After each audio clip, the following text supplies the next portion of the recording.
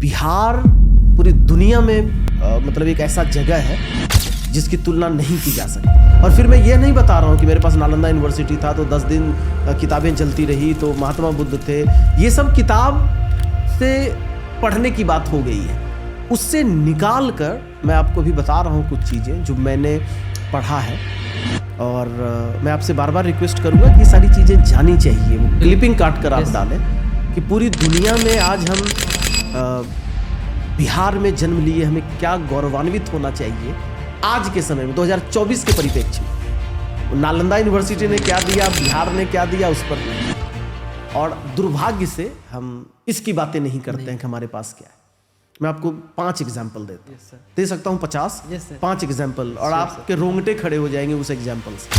जब मंदिर में शादी हुई तो मुझे घर नहीं जाना था, क्योंकि वो दूसरे एक अपने रिलेटिव की मौत हो गई थी तो फिर से छुदका था। सेम डेट पे ही शादी?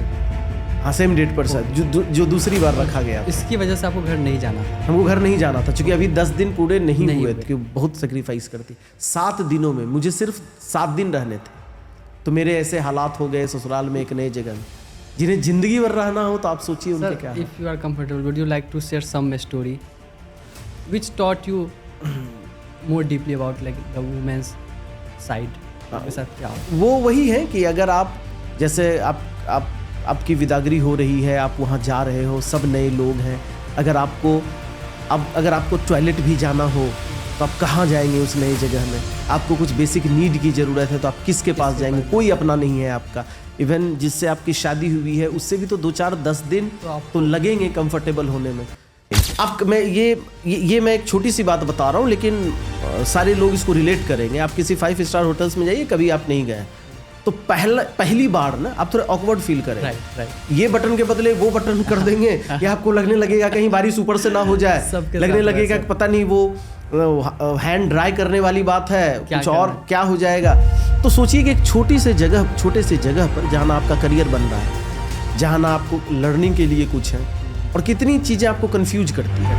तो ये तो लाइफ लॉन्ग लेसन है। तो कैसे कोई चीज़ आप चाहते हैं कि झटके में कोई भी आएगा कर देगा, तो ये समझना बहुत इम्पोर्टेंट। तो बता रहा हूँ कि एक बहुत ही पुअर स्टूडेंट थी इंग्लिश लैंग्वेज में, मतलब इंग्लिश लैंग्वेज में उसको लग रहा था कि कुछ नहीं आता है, ABCD भी नहीं आता। जब वो मेरे पास आई तो मुझे वो रिकॉल होने लगता है अपने दिन कि जब हम टीचर बन सकते हैं तो ये क्यों नहीं कर सकता। यही शायद होता होगा, ये तो UPSC वाले ज़्यादा बताएंगे, टीचर जो है, शायद यही होता होगा उनके लिए, जब मैं कर सकता हूँ तो ये क्यों नहीं कर सकता। सर जैसे आपने बताया आपके पास इंग्लिश का उतना वो नहीं था। फॉर एग्जांपल सर, कोई बच्चा है, कोई विलेज से है, राइट, उसके पास एटमॉस्फेयर भी नहीं, ना ही उसके पास पैसे हैं, but he is very willing to learn. अगर उसके पास अभी नॉर्मली देखें तो उसके पास एक ही चीज़ होने वाली है, mobile phone has brought revolution. वो तो अपने यहाँ एक रिवोल्यूशन लेकर आया। तो mobile has always chance to make you smart, always beneficial. तो इसमें तो कोई बात ही नहीं है, लेकिन आप तैरना मोबाइल से नहीं सीख सकते। Right. I would like to share one my own story. Even in the beginning when I was willing to learn, so what I did कि मेरे पास मतलब मन तो था बट टाइम का थोड़ा सा वो था। तो व्हाट आई डिड कि मैंने मोबाइल फ़ोन्स पे जो भी मेरे फेवरेट लोग थे, इंडिया के, बाहर के नहीं, इंडिया के, उनकी इंग्लिश में सुनता था। I use to listen them, and ये मेरे जो कुछ फ्रेंड्स थे, I use to talk to them, whatever wrong और right doesn't matter, but I use to talk to them, so it has help. हमारी ज़िंदगी में शिक्षक का एक बहुत अहम रोल होता है। माँ बाप के बाद अगर किसी का सबसे बड़ा इम्पैक्ट हमारी ज़िंदगी पे होता है तो एक शिक्षक का होता है। शिक्षक वही है जो सिर्फ किताब के पढ़ने और सिलेबस को पूरा करना ना सिखाए, बल्कि ज़िंदगी के सिलेबस को भी पूरा करना सिखाए। तो आइए आज मैं आपको एक ऐसे शिक्षक से मिलवाऊंगा जिन्होंने उन बच्चे को भी पढ़ाया है जिनको अपने रास्ते का बिल्कुल भी पता नहीं था। आज उनके पढ़ाए बच्चे MNCs में भी काम कर रहे हैं, इंग्लिश कंट्रीज़ में भी जॉब कर रहे हैं, और इंडिया के टॉप लेवल के क्रिएटर्स भी हैं। तो चलिए उनसे मिलते हैं और उनसे सीखते हैं। कन्हैया सर, आपका बहुत बहुत स्वागत है हमारे शो पर। Thank you so much for being on the show. Vicky भाई, बहुत बहुत धन्यवाद आपका, आपने मुझे मौका दिया आज। सर कैसा लग रहा है इस सेट आपको? ये सेट मुझे लगता है कि युवा के द्वारा बनाया गया और इतना शानदार तरीके से, तो कॉन्फिडेंट फील कर रहा हूँ मैं। और कहीं ना कहीं सर ये सेट जिन्होंने बनाया वो आपकी मेंटरशिप के अंदर बना है, लाइक आपने उनको गाइड किया है। मैं उतना ज़्यादा नहीं था, बट आपने जो गाइडेंस अभिषेक भाई को दिया वो उनके थ्रू मेरे तक पहुंचता था कि हाँ। देखिए, ये तो आपका बड़प्पन है कि कोई ना कोई व्यक्ति को कोई ना कोई गाइड ही करता है, तभी वह जाकर कुछ अच्छा कर पाता है। बाकी मेहनत अगर उसकी ना हो तो फिर गाइड करने का भी कोई मतलब नहीं है। तो हम लोगों का काम तो है रास्ता दिखाना, लेकिन डेडिकेशन और मेहनत तो उस व्यक्ति को ही करना होगा जिसे कुछ बड़ा करना है। Right, thank you sir. Sir 4 अक्टूबर 2024 क्या था उस दिन? बर्थडे था। 4 अक्टूबर 2024 मतलब क्यों पूछ रहे हैं आप ये सवाल? मतलब मैं पहले ये जानना सर उस दिन आपने एक फंक्शन अरेंज किया था जी। तो सर ऐसा ना मेरे लाइफ में बहुत कम टाइम हुआ था जहाँ पे मैं किसी इंसान को जानूँ, या हर इंसान के साथ कम होता है कि आप किसी को जान रहे हो। तो मोस्टली क्या होता है ना कि आप जिसको जान रहे हो उसका जो रिस्पेक्ट होता है ना स्टेगनेंट रहता है, कभी कभी वो डाउन होता है। बट मैं आपसे जितने अधिक टाइम मिलता गया मेरा रिस्पेक्ट वो बढ़ता गया। और उस दिन तो सर मेरे ब्रेन के लिए एक अलग ही एक्सपीरियंस था, क्योंकि मोस्टली हम लोग समाज में रहते हैं तो समाज की चीज़ों को ही एक्सेप्ट करते हैं, तो ब्रेन हमारा उससे बाहर नहीं जाता है। उस दिन आपने अपनी डॉटर का सर फर्स्ट पीरियड सेलिब्रेट किया। तो जब तक मैं वहाँ नहीं गया था मेरे लिए एक नॉर्मल चीज़ थी, बट जब मैं वहाँ गया और उसको मैंने एक्सपीरियंस किया सर, उस दिन मेरा माइंड बदल गया। देखिए, सबसे पहले तो मैंने इसलिए पूछा कि आप क्यों पूछ रहे हैं, क्योंकि 4 अक्टूबर 2024 को वो जो मेरे द्वारा एक कार्यक्रम किया गया और उसको मैं लगभग कई वर्षों से जी रहा था, सोच रहा था। Okay sir. ये एक ऐसा इशू है और ख़ासकर एक शिक्षक होने के नाते मुझे लगता है कि अभी जो आप देख रहे हैं, जो हमारे यहाँ स्थितियाँ हैं या एक जो वायरल होने का कंटेंट्स है, तरीका है, तो आप लोग के शब्दों में कि वो जो हाइब्रिड होकर कुछ ऐसा करके जिससे कि समाज को एक मैसेज दिया जाए, वो करके जब आप वायरल होते हैं या कुछ ऐसा करने की कोशिश करते हैं, उसका मज़ा कुछ और है। क्योंकि आप आज के समय में क्या है कि आप मान लीजिए कोई चीज़ ऐसी चीज़ दिखा रहे हैं जिसमें लोगों को बहुत मज़ा आने लगे, लेकिन उसमें कोई मैसेज नहीं है। लेकिन अगर आप उस चीज़ को बता रहे हैं जिसमें एक मैसेज है, लोग सोच रहे हैं ऐसा भी हो सकता है। आप जब कमेंट पढ़ेंगे, अगर कई बार कई जगहों पर वो वीडियो अवेलेबल हैं, जब आप उसको पढ़ेंगे तो आपको लगेगा कि तरह तरह के लोग उस पर कमेंट कर रहे हैं। बहुत नेगेटिव कमेंट भी हैं, कुछ पॉजिटिव भी हैं। तो मेरे लिए एक अच्छी बात यह है कि आज पॉडकास्ट में आपने इसकी शुरुआत की, तो मैं समझता हूँ कि ये बहुत पॉजिटिव मैसेज है कि एक यूथ ऐसे सोच पा रहा है। Right sir. तो मेरा काम तो हो गया ना। ये तो जो बदलाव की बात है कि आज पॉडकास्ट में मैं इसके लिए फेमस नहीं हूँ। मेरी जो मेहनत है, मेरा जो अनुभव है, इट वॉज नॉट बिकॉज कि I celebrated 4 October. Right sir. मेरी जो मेहनत है वो इसलिए फेमस है क्योंकि मैं एक टीचर हूँ और एक ट्रेनर हूँ किसी और चीज़ के लिए। लेकिन पॉडकास्ट की शुरुआत जो आपने की उसके लिए आपको धन्यवाद। Thank you sir. सर उस दिन ना सर सबसे बड़ी बात ये रही ना, जिसकी वजह से मैंने आपको बोला कि वो रिस्पेक्ट यू गई, क्योंकि सर इंटेंट जो आपका था ना, मेरा अटेंशन रहता है हर चीज़ों पे, तो मैंने वो इंटेंट देखा आपका कि आपका 110% इंटेंट इस बात पे था कि वो इवेंट में जो भी गेस्ट आए हैं या जो भी स्टूडेंट्स आए उनको वो नॉलेज जाए। क्योंकि कभी कभी वो इवेंट थोड़ा सा अपने चीज़ से भटक रहा था, बट आपने उसको बार बार करेक्ट किया कि वो इवेंट एक मैसेज बन के बाहर आए। तो वो चीज़ मुझे बहुत हिट करी पॉजिटिवली कि बिल्कुल इंटेंट आप जब देखेंगे तो अगर कहीं वीडियो वो अवेलेबल हो तो आप उसको जाकर फिर से देख सकते हैं कि कई बच्चों ने इतने इमोशनल होकर अपनी बातें रखी। एक लड़का तो यह बोल रहा है कि मुझे पता ही नहीं था यह चीज़। और उसके 18-20 साल के करियर में, 18-20 साल के ज़िंदगी में पहली बार ऐसा हुआ कि उसको लगा ये क्या हो रहा है। तो मुझे लगता है कि इवेंट सक्सेसफुल था और आप जैसे लोग इसे और it was like one of the life changing experience for me. और जो भी 100 बच्चे वहाँ पे थे, अब उनके जो बच्चे होंगे उन पे सब 100%।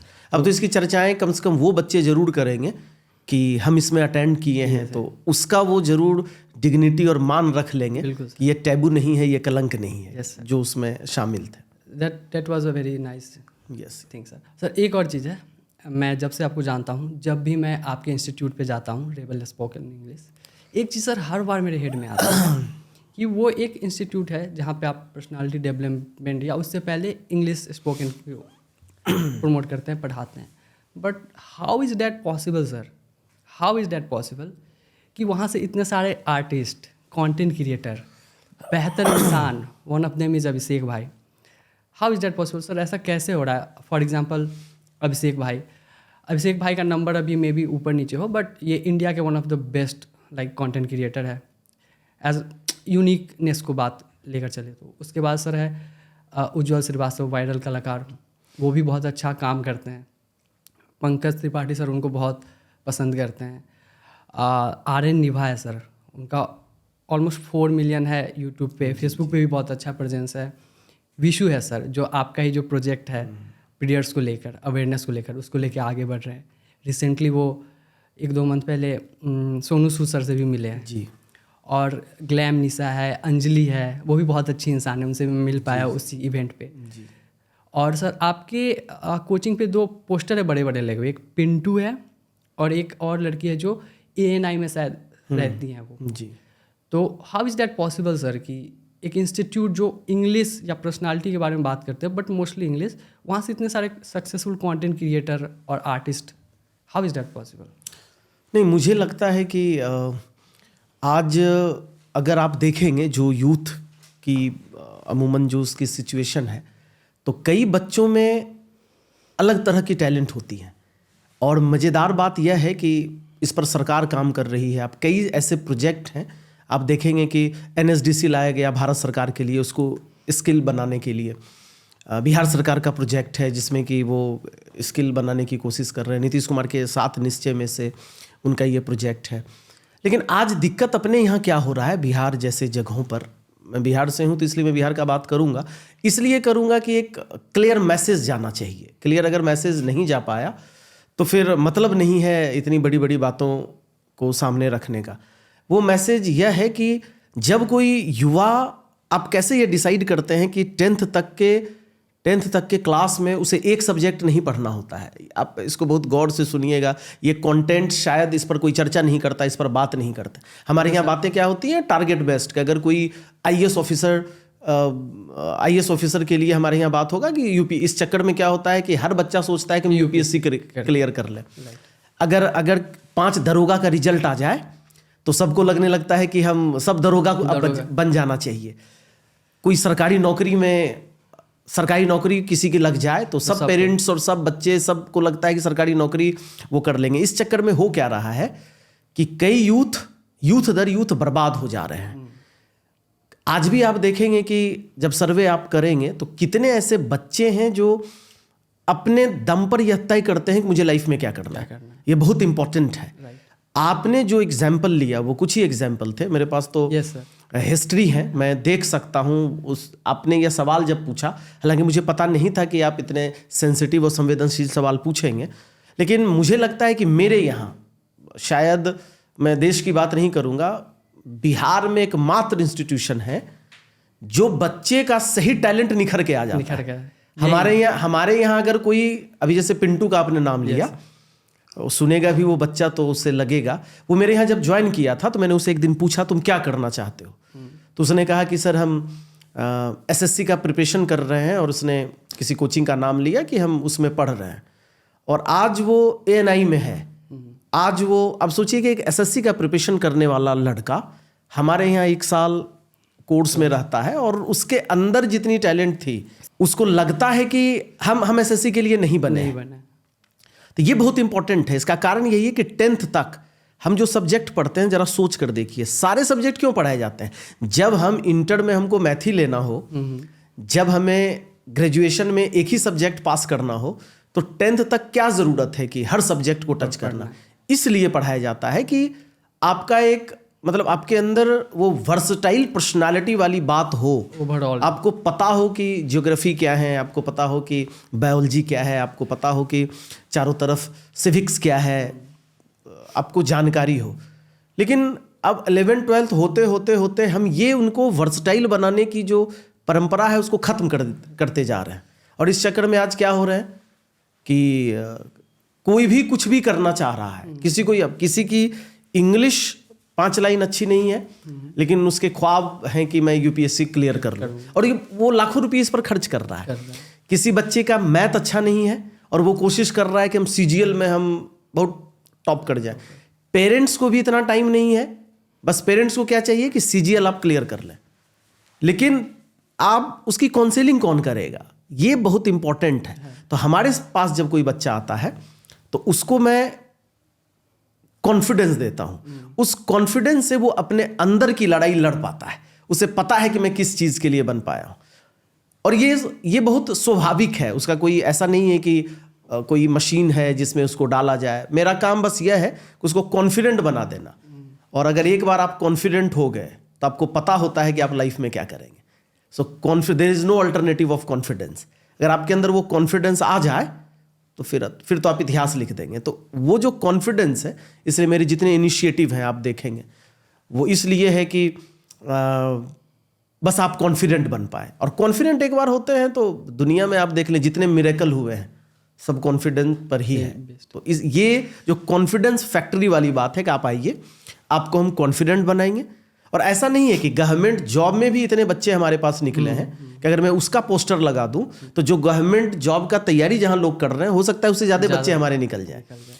तो इसलिए ये जरूरी है कि मैं यह नहीं कहता, मेरे पास कोचिंग इंस्टीट्यूट को इसका ध्यान रखना चाहिए। फी तो आप ले ही रहे हैं, राइट, तो आप फी ले लीजिए, लेकिन उसे वो जबरदस्ती मत थोप दें आपको करना ही है। इस चक्कर में वो नहीं कर पाता है।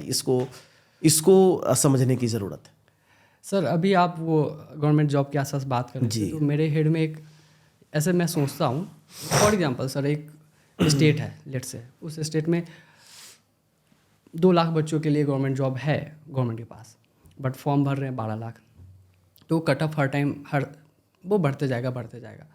सर क्या एज ए स्टूडेंट हम लोग को वो भी हेड में रखना चाहिए कि अगर 2 लाख जॉब है तो गवर्नमेंट कहाँ से जॉब देगी, फर्स्ट थिंग। सेकेंड थिंग, अगर गवर्नमेंट जॉब नहीं दे रही है और लेट्स से दे भी रही है तो ओवरऑल लाइक फॉर एग्जांपल एक फैमिली है, उसके डेवलपमेंट के लिए ये होना चाहिए कि उस फैमिली में बहुत सारे लोग अलग अलग डाइवर्स फील्ड में काम कर रहे हो, सो डैट कि जब वो साथ में बैठे तो वो उससे ऊपर सोच पाए कि अच्छा तुम्हारे फील्ड में ये हो रहा है, मेरे फील्ड में ये हो रहा है। डाइवर्सिटी से वो ग्रोथ फास्टर होता है। बिल्कुल। बट सर हमारे यहाँ पे क्या होता है कि हर फैमिली क्योंकि रिस्पेक्ट करते हो गवर्नमेंट जॉब को, तो बच्चे भी उस तरफ चले जाते हैं, ठीक है गवर्नमेंट जॉब करना है। बट सर गवर्नमेंट के पास तो 2 लाख जॉब है, तो why we are not thinking about this कि डाइवर्सिटी ज़रूरी है, प्लस गवर्नमेंट के पास कितनी जॉब है। Again I am not trying to demean कि आप गवर्नमेंट जॉब की तैयारी कर रहे हो तो बुरी बात है, नहीं वो बहुत बढ़िया बात है, मैंने भी करी है, no issues, but should we think about that कि देखिए one thing let me clear you. देखिए मैं वो बातें नहीं करूँगा कि आजकल एक यह भी ट्रेंड्स है कि हम लोग बहुत ज्ञान की बातें बहुत ज़्यादा करते हैं। जैसे अगर कोई स्टार्टअप करना स्टार्ट कर दिया तो एक ट्रेंड्स चलने लगता है कि सरकारी नौकरी क्यों करना, आप जॉब दीजिए। कोई अगर मान लीजिए कि कोई फेमस हो गया, जैसे अगर कोई लड़का 22 साल 24 साल का वो फेमस हो जाए देश में, तो देश में बात होने लगती है कि एक ट्रेंड चलता है कुछ ही दिन के लिए होता है, फिर वो नए की तलाश में होती। ये हमारे यहाँ एक ट्रेंड चलता है। मुझे लगता है कि थोड़ा मुझे लेट मी करेक्ट यू कि वो 2 लाख नहीं है, 2 लाख और 12 लाख का रेशियो हो जाए तब तो फिर कोई मतलब ही नहीं है। राइट, मतलब 50 लाख और 1000 है। आप रेशियो इसको देखिए, अगर 12 लाख 2 लाख हो तब तो वो 6 ही गुना है, ओनली 6 टाइम्स। लेकिन यहाँ क्या है कि अगर MTS की 2000 वैकेंसी आती है या रेलवे का अगर 2500 वैकेंसी आ जाए तो पॉसिबिलिटी है कि 1 करोड़ फॉर्म गिर जाएंगे, 1 करोड़ फॉर्म गिर जाएंगे। इसका मतलब यह नहीं है कि हमें नहीं करना चाहिए, लेकिन मैं पहले बता रहा हूं कि काउंसलिंग करना जरूरी है, ये बहुत ज़्यादा ज़रूरी है। मैं सब जितने भी सर हैं, जितने भी बड़े टीचर हैं, मैं सबसे ये निवेदन करता हूं।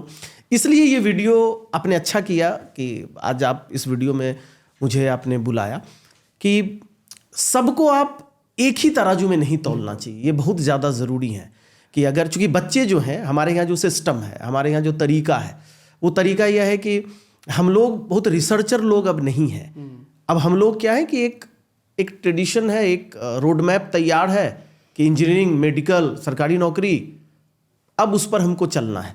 उसमें मुझे लगता है कि कौन बीच में आकर इन चीज़ों को थोड़ा सा फिल्टर्ड करके इसको हम बहुत सेटिस्फैक्शन लेवल पर लेकर जा सकते हैं खुद के लिए भी। तो एक शिक्षक के लिए ज़रूरी है कि जब कोई बच्चा उसके पास आए, फ़ी आप ले लें। मैं ये नहीं कहता हूँ कि आप बिजनेस से उससे आप कंप्रोमाइज़ करें, क्योंकि आप फ़ी नहीं लेंगे तो आप खाएंगे कैसे। अगर पहले काउंसलिंग के लिए बैठ जाएंगे तो आपके लिए दिक्कत हो जाएगी, क्योंकि घोड़ा घास से हाँ शुड नॉट कंप्रोमाइज़। मुझे लगता है कि उस टीचर को फ़ी लेने के बाद उसे धीरे धीरे उसकी जो कमियां हैं उसे बताए जाने की जरूरत है कि आप में ये वो नहीं करना चाहिए कि अब समझ रहे हैं कि यहाँ जॉब के लिए पढ़ रहे हैं, बीच में कोई आए कि शिक्षा शेरनी का वो दूध है। कौन शिक्षा? ये बहुत कैटेगराइज करना जरूरी। शिक्षित होने के लिए आप पढ़ने आए हैं कि जॉब के लिए पढ़ने आए हैं? आप तो आए हैं जॉब के लिए पढ़ने, तो एडिट तो करना पड़ेगा ना कि जॉब वो शेरनी का दूध है। जो करेगा उसमें भी ऐड कर दीजिए सरकारी नौकरी वो शेरनी का दूध है, सरकारी नौकरी पाना वो शेरनी का दूध है, कि जो करेगा वो मतलब राजा कहलाएगा। ये धोखेबाजी क्यों, ये धोखा क्यों देना युवाओं को कि शिक्षा वो शेरनी का दूध है? उस शिक्षा के लिए पढ़ कहाँ रहा है, वो तो जॉब के लिए पढ़ रहा है। इसलिए बस मेरा निवेदन है कि आखिर आप किसके पास जाएंगे? पेरेंट्स के पास तो इंडिविजुअल पहुंचा नहीं जा सकता है, लेकिन हम बात कर सकते हैं सिर्फ टीचर्स का, क्योंकि एक टीचर के पास बहुत सारे टीचर्स के पास हजारों बच्चे होते हैं। Right.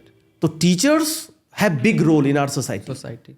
After parents, students whether they are girls boys they go to teachers only. तो टीचर्स है बहुत बड़ा रोल है उनका लाइफ में। तो टीचर्स को क्या करना चाहिए? फी ले लें, उसके बाद बोले कि देख बेटा तेरे से क्लैट नहीं होगा, तुम क्लैट के लिए तो तुमको क्या करना है कि थोड़ा सा देखो कि अगर कोई लॉ लेवल का एग्जाम तुम निकाल सकते हो तो देखें। अगर आपसे यूपीएससी का आप प्रिपरेशन कर रहे हैं तो आप में ये थोड़ा प्रॉब्लम है, यह देखिए। ये करने की ज़रूरत है। मैंने आपके वीडियो से मैं चाहता हूं कि ये मैसेज जाए हर टीचर्स। तो हमारी जो परंपरा भी रही है कि शिक्षकों का कि बिजनेस है, ऐसा नहीं है। शिक्षक बहुत मेहनत करते हैं, हर टीचर मेहनत करते हैं, लेकिन ऐसा नहीं होना चाहिए कि जितने लोग एडमिशन में आ रहे हैं सबका हो जाएगा। सबका होता नहीं है, मजेदार बात है, होता नहीं है। तो थोड़ा आप फी लेने के बाद समवेयर वो जो टीचर होते हैं उनको पता होता है कि नहीं होगा, एकदम 100% पता होता है। तो वहां पर मुझे लगता है कि फी लेने के बाद वहां भी ईमानदार रहना, तो हम भगवान का ही अच्छा काम करेंगे अगर हम उस जगह भी हो जाए। तो इसलिए ये ज़रूरी है, इसलिए मैंने यह बातें की आपसे। सर, मैंने आपसे जो इससे पहले एक क्वेश्चन पूछा था कि इतने सारे स्टूडेंट्स आपके यहाँ आते हैं and they become success in various fields, तो उससे रिलेटेड एक और चीज़ मेरे हेड में आ रही है सर।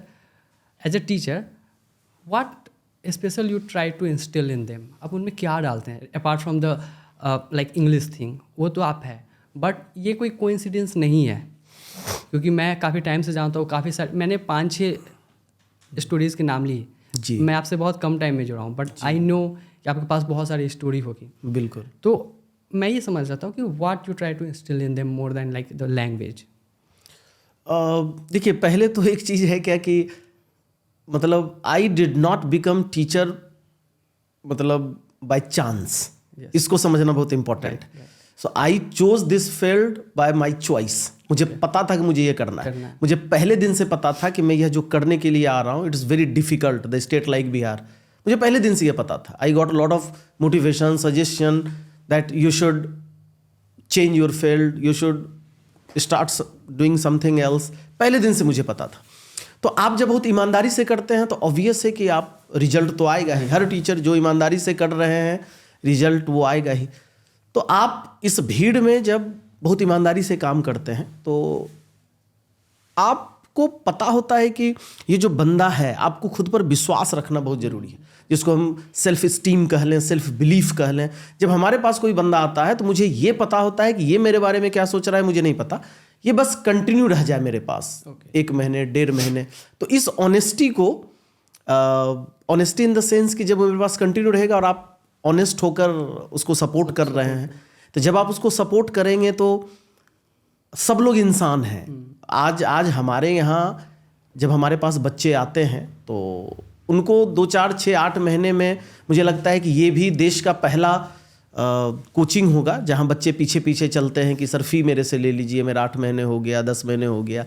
जहाँ बात होती है कि प्रोफेशनलिज्म है, एजुकेशन हैज़ बिकम बिजनेस, वहाँ हमें बोलना नहीं पड़ता है। और भी कोई सरकारी नौकरी का तैयारी नहीं है कि उनको बहुत उस चीज़ के लिए वो ग्रीडी हैं कि किसी तरीके से सरकारी मिल जाएगा, नहीं। मतलब कॉन्फिडेंस के लिए, क्योंकि मैं कॉन्फिडेंस देता हूँ, थोड़ा सा उन्हें हेल्प करता हूँ उनकी ज़िंदगी बनाने में, अच्छा इंसान बनाने में, उसके लिए वो अगर पीछे लग रहे हैं तो ये मेरी जीत है। इस बात के लिए मैं कॉन्फिडेंट हूँ कि आज के समय में उन्हें आईएएस नहीं बनना है। आईएएस नहीं बनना इन द सेंस कि हमारे यहाँ वो आईएएस बनने नहीं आते, राइट। भले वो बाहर में जाकर आईएएस की तैयारी करें, और वहाँ पर अगर वो मेरे पीछे चलकर बोलते हैं तो ये मेरी जीत है। तो आप जब ईमानदारी से उनके अंदर की टैलेंट को पहचान कर, उनका थोड़ा काउंसलिंग करके, उनमें जो कमियां हैं वो बताकर, उनको एक प्लेटफॉर्म देकर, तो ऑब्वियस है कि आपके रिजल्ट आएंगे। क्योंकि हम सब मतलब सब इंसान हैं, कोई भी व्यक्ति जो हमारे पास आए या आपके पास आए, हम रोड पर भी अगर चलते हैं तो ऐसा थोड़ा ही कोई किसी को डिस्टर्ब कर रहा है, तो सब तो अच्छे इंसान हैं। तो जैसे आप अच्छा काम करेंगे तो आपको रिजल्ट मिल जाएंगे। इसलिए बहुत इंपॉर्टेंट है कि ऑनेस्टी के साथ you should keep working. Sir मैं आपसे मिलने गया था आपके इंस्टीट्यूट पे, राइट।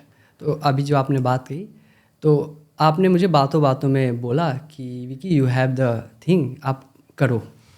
तो वो आपने जो छोटा सा वर्ड यूज किया ना, मैं करने वाला था, but when someone from outside tells you you have the thing, just do it, it makes difference.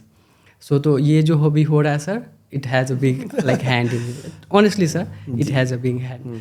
तो वहाँ पे मैं ये क्वेश्चन वहीं से आया था कि सर क्या करते हैं बच्चों के साथ, why if someone listens to him like changes.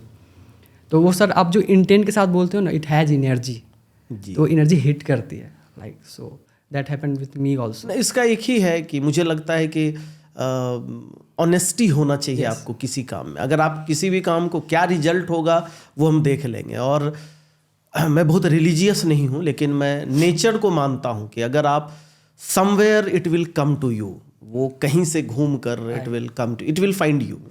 जो नेचर है ना, जो वाइब्स हैं, positive vibes, it will find you. मैं उस पर स्ट्रांगली बिलीव करता हूँ। ये भी बहुत इंटरेस्टिंग है कि आई एम नॉट रिलीजियस, मैं बहुत पूजा पाठ पर भरोसा, but your intent is right for everyone. और दूसरा है कि मुझे लगता है कि आप जो काम कर रहे हैं ना, तो this should not be for coaching only, this should not be for class only. मुझे लगता है कि अगर कोई मैथ के अच्छे टीचर हो तो क्लास के अलावा भी उन्हें अगर मौका मिले कि ये मैथ में अच्छा कर सकता है, तो he should suggest him, right. तो उसी को मैं करता हूँ कि अगर आप आए तो आपके अंदर, मुझे लगा कि आपके अंदर वो टैलेंट है, अच्छा कर सकते हैं, तो मुझे लगा आई शुड मतलब थोड़ा बोलना चाहिए कि आप अच्छा कर सकते हैं। Thank you sir.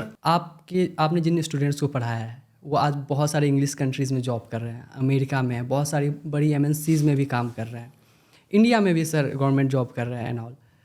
आपने उनको पढ़ाया है sir. How was like your English, like how was your relationship with English till 10th 11th 12th? नहीं, देखिए, मैं इसमें दो बातें मैं आपको बोलूँगा। पहली बात यह है कि जैसे जितने भी सवाल आपने पूछे उसका कंक्लूजन यही था कि बच्चे आपसे कनेक्ट हो जाते हैं या आप उनके लिए क्या देते हैं, या ओवरऑल। दूसरा यह है कि आपकी इंग्लिश कैसी थी। मुझे लगता है कि मैथ वही पढ़ा सकता है या आईटी की तैयारी वही करवा सकता है, या तो वो आईटीएंस हो या वो आईटीएन बनने के लिए बहुत उसने मेहनत की है, भले वो पास हो या ना हो। यूपीएससी की तैयारी वही करवा सकता है कि जो या तो यूपीएससी क्रैक कर लिया हो, लेकिन उसने 5 साल वो मेहनत किया हो, तो उसे वो एक्सपीरियंस होना चाहिए कि क्या करना है क्या नहीं करना है, लाइक जिस काम में आप हैं। जैसे अगर आप मान लो कि आप मेडिकल डॉक्टर चाहते हैं कि नया जनरेशन डॉक्टर बने, उसके लिए आप चाहते हैं कि क्लास में शुरू करो, तो या तो आपको खुद मेडिकल नीट एग्जामिनेशन, जो भी इससे रिलेटेड एग्जामिनेशन है, उसको आपको क्रैक करना पड़ेगा, या नहीं भी आप क्रैक कर पाए तो इतना घिसना पड़ेगा कि आपको नॉलेज होना चाहिए कि उस फील्ड का। या फिर अगर लोग नहीं कर पा रहे तो क्यों नहीं कर पा रहे, क्यों नहीं कर पाएंगे, तो ऑब्वियस है जब आप घिसेंगे तो आपको पता चल जाएगा कि मेरे में क्या कमियां थी, कर सकते हैं। इसको भी बहुत समझने की जरूरत है। इंग्लिश स्पोकन और इंग्लिश बोलने को ऐसा बना दिया गया है कि जिसने कभी संघर्ष नहीं किया इंग्लिश में, जो कि मान लीजिए आपकी बचपन से इंग्लिश बहुत अच्छी है, वो एक नहीं इंग्लिश बोलने वाले को कैसे अच्छा बता सकता है? टोटली सर, दिस इज मतलब एक बहुत इंपॉर्टेंट ये चीज, इसको समझना जरूरी है। इंग्लिश में हम आज तक समझ ही नहीं पाए हैं उस चीज को। कई बार क्या होता है कि कोई बच्चा आया, उसकी इंग्लिश बहुत वीक है, और आपको एक ऐसा फैकल्टी चाहिए जो बहुत विद्वान है इंग्लिश में, जिसने इंग्लिश के लिए कभी संघर्ष ही नहीं किया, कभी सफर ही नहीं किया, तो उसने तो एग्जाम दिया ही नहीं है कि इंग्लिश को कैसे पास किया जाए। तो हमारे साथ तो प्लस पॉइंट यह हो गया कि हम खुद ही इंग्लिश के एक भुजगोल विद्यार्थी थे। तो मैंने तो पास किया ना उस एग्जाम को। There was time when I was unable to speak single word of English. Even my friend when they came to know that I have become the teacher of English language, so they were surprised. They started passing comment. How is it possible? How did you that you started teaching English? Right. You were introvert because of English, because of hesitation. You did not used to go on the stage. Today you are helping thousands of students to speak English, to have good communication skills. How is it possible? Right. तो उसको मैं उसको I have experienced it. उस journey को मैंने experience किया है कि एक बंदा, एक बच्चा, एक हिंदी भाषी बच्चा, या सीबीएसई भी तो आजकल थोड़ा यही है, उनके अंदर थोड़ी लिखने पढ़ने की कला आ जाती है। सीबीएसई वाले बच्चे भी बहुत इंग्लिश में फ्लुएंट नहीं होते। राइट। हाँ, थोड़ा कॉन्फिडेंस हो जाता है, आ जाता है उनके पास। तो मैंने तो उसको जिया है ना कि एकदम सेम। जब कोई बच्चा मेरे पास आता है, कल की बात मैं बता रहा हूँ कि एक बहुत ही पुअर स्टूडेंट थी इंग्लिश लैंग्वेज में, मतलब इंग्लिश लैंग्वेज में उसको लग रहा था कि कुछ नहीं आता है, मतलब ABCD भी नहीं आता है। जब वो मेरे पास आई तो मुझे वो रिकॉल होने लगता है अपने दिन कि जब हम टीचर बन सकते हैं तो ये क्यों नहीं कर सकता। यही शायद होता होगा, ये तो यूपीएससी वाले ज़्यादा बताएंगे, टीचर जो है, शायद यही होता होगा उनके लिए, जब मैं कर सकता हूँ तो ये क्यों नहीं कर सकता। तो इसलिए मेरे लिए वो ज़्यादा जीत है कि जब कोई बच्चा हमारे पास आ रहा है तो उसको हम इसलिए बेहतर कर पाए हैं क्योंकि मैंने वो तैयारी की है। अगर कोई इंग्लिश मीडियम से वो फराटेदार बचपन से इंग्लिश बोल पाया है, वो कभी अच्छा नहीं बता पाएगा बिहार, यूपी, महाराष्ट्र, मध्य प्रदेश ऐसे बच्चों को जो अपने रीजनल लैंग्वेज को ज़्यादा प्रमोट कर रहे हैं, इंग्लिश नहीं बोल पा रहे क्योंकि उन्होंने कभी टेस्ट दिया ही नहीं। तो इसलिए ये बहुत इंटरेस्टिंग एनालिसिस सर आपने बताई कि जिसने संघर्ष करके किया है ना, he'll be better to like teach. बिल्कुल 100%। क्योंकि उसको पता है कि कहाँ पे क्या करना है और क्या नहीं करना है। अगर मेरे को बचपन से आ रहा है तो आई डोंट नो कि किसको कैसे बताना है। बिल्कुल। और ये बहुत बड़ी बात है। आप अगर मान लीजिए कभी 5 स्टार होटल्स में नहीं गए हैं, आप एक दिन जाइए। मैं मैं एक छोटी सी बात बता रहा हूँ, लेकिन सारे लोग इसको रिलेट करेंगे। आप किसी 5 स्टार होटल्स में जाइए, कभी आप नहीं गए तो पहली बार ना आप थोड़ा ऑकवर्ड फील करेंगे। राइट। ये बटन के बदले वो बटन कर देंगे या आपको लगने लगेगा कहीं बारिश ऊपर से ना हो जाए, लगने लगेगा कि पता नहीं वो हैंड ड्राई करने वाली बात है, कुछ और क्या हो जाएगा। तो सोचिए कि एक छोटे से जगह पर जहाँ ना आपका करियर बन रहा है, जहाँ ना आपको लर्निंग के लिए कुछ है, और कितनी चीज़ें आपको कंफ्यूज करती है। तो ये तो लाइफ लॉन्ग लेसन है। तो कैसे कोई चीज़ आप चाहते हैं कि झटके में कोई भी आएगा कर देगा, तो ये समझना बहुत इम्पोर्टेंट। सर जैसे आपने बताया आपकी आपके पास इंग्लिश का उतना वो नहीं था। फॉर एग्जांपल सर कोई बच्चा है, कोई विलेज से है, राइट, उसके पास एटमॉस्फेयर भी नहीं है, ना ही उसके पास पैसे है, but he is very willing to learn. अगर उसके पास अभी नॉर्मली देखें तो उसके पास एक ही चीज़ होने वाली है, mobile phone. Is there a possible way कि अगर कोई चाहे तो सीख सकता है if you have the mobile phone? Atmosphere भी नहीं है, गांव में है, पैसे भी नहीं है, और इज़ देयर एनी 1 2 3 पॉइंट्स जो आप उससे शेयर करेंगे कि ऐसे आप बेहतर हो सकते हैं, देन स्लोली वहाँ से टेक ओवर करेंगे बट बेहतर हो सकते हैं? देखिए, mobile phone has brought revolution. वो तो अपने यहाँ एक रिवोल्यूशन लेकर आया। तो mobile has always chance to make you smart, right, always beneficial. तो इसमें तो कोई बात ही नहीं है, लेकिन आप तैरना मोबाइल से नहीं सीख सकते, राइट। ये आपको समझना है। जैसे कितना भी मोबाइल आ जाए, कितना भी ट्रिक बता दे, आपको अगर तैरना है, you want to swim in the river, तो it can give you some tips how to swim, right, what are the things which is important to be a good swimmer to swim in the river, but वो आपको बहुत perfect नहीं बना सकता है। तो अगर ये बोल रहे हैं कि सर क्या बेहतर हम मोबाइल से हो सकते हैं, बेशक हो सकते हैं, बट इनिशियल फेज में थोड़ा सा आपको थोड़ा आपको गाइडलाइंस की ज़रूरत है अच्छा करने के लिए। मोबाइल वो 100% नहीं कर पाएगा totally. Sir, I would like to share one like my own story. Even in the beginning when I was willing to learn so what I did is sir, what I did कि मेरे पास मतलब मन तो था but time का थोड़ा सा वो था। तो व्हाट आई डिड कि मैंने मोबाइल फ़ोन्स पे जो भी मेरे फेवरेट लोग थे इंडिया के, बाहर के नहीं इंडिया के, उनकी इंग्लिश में सुनता था।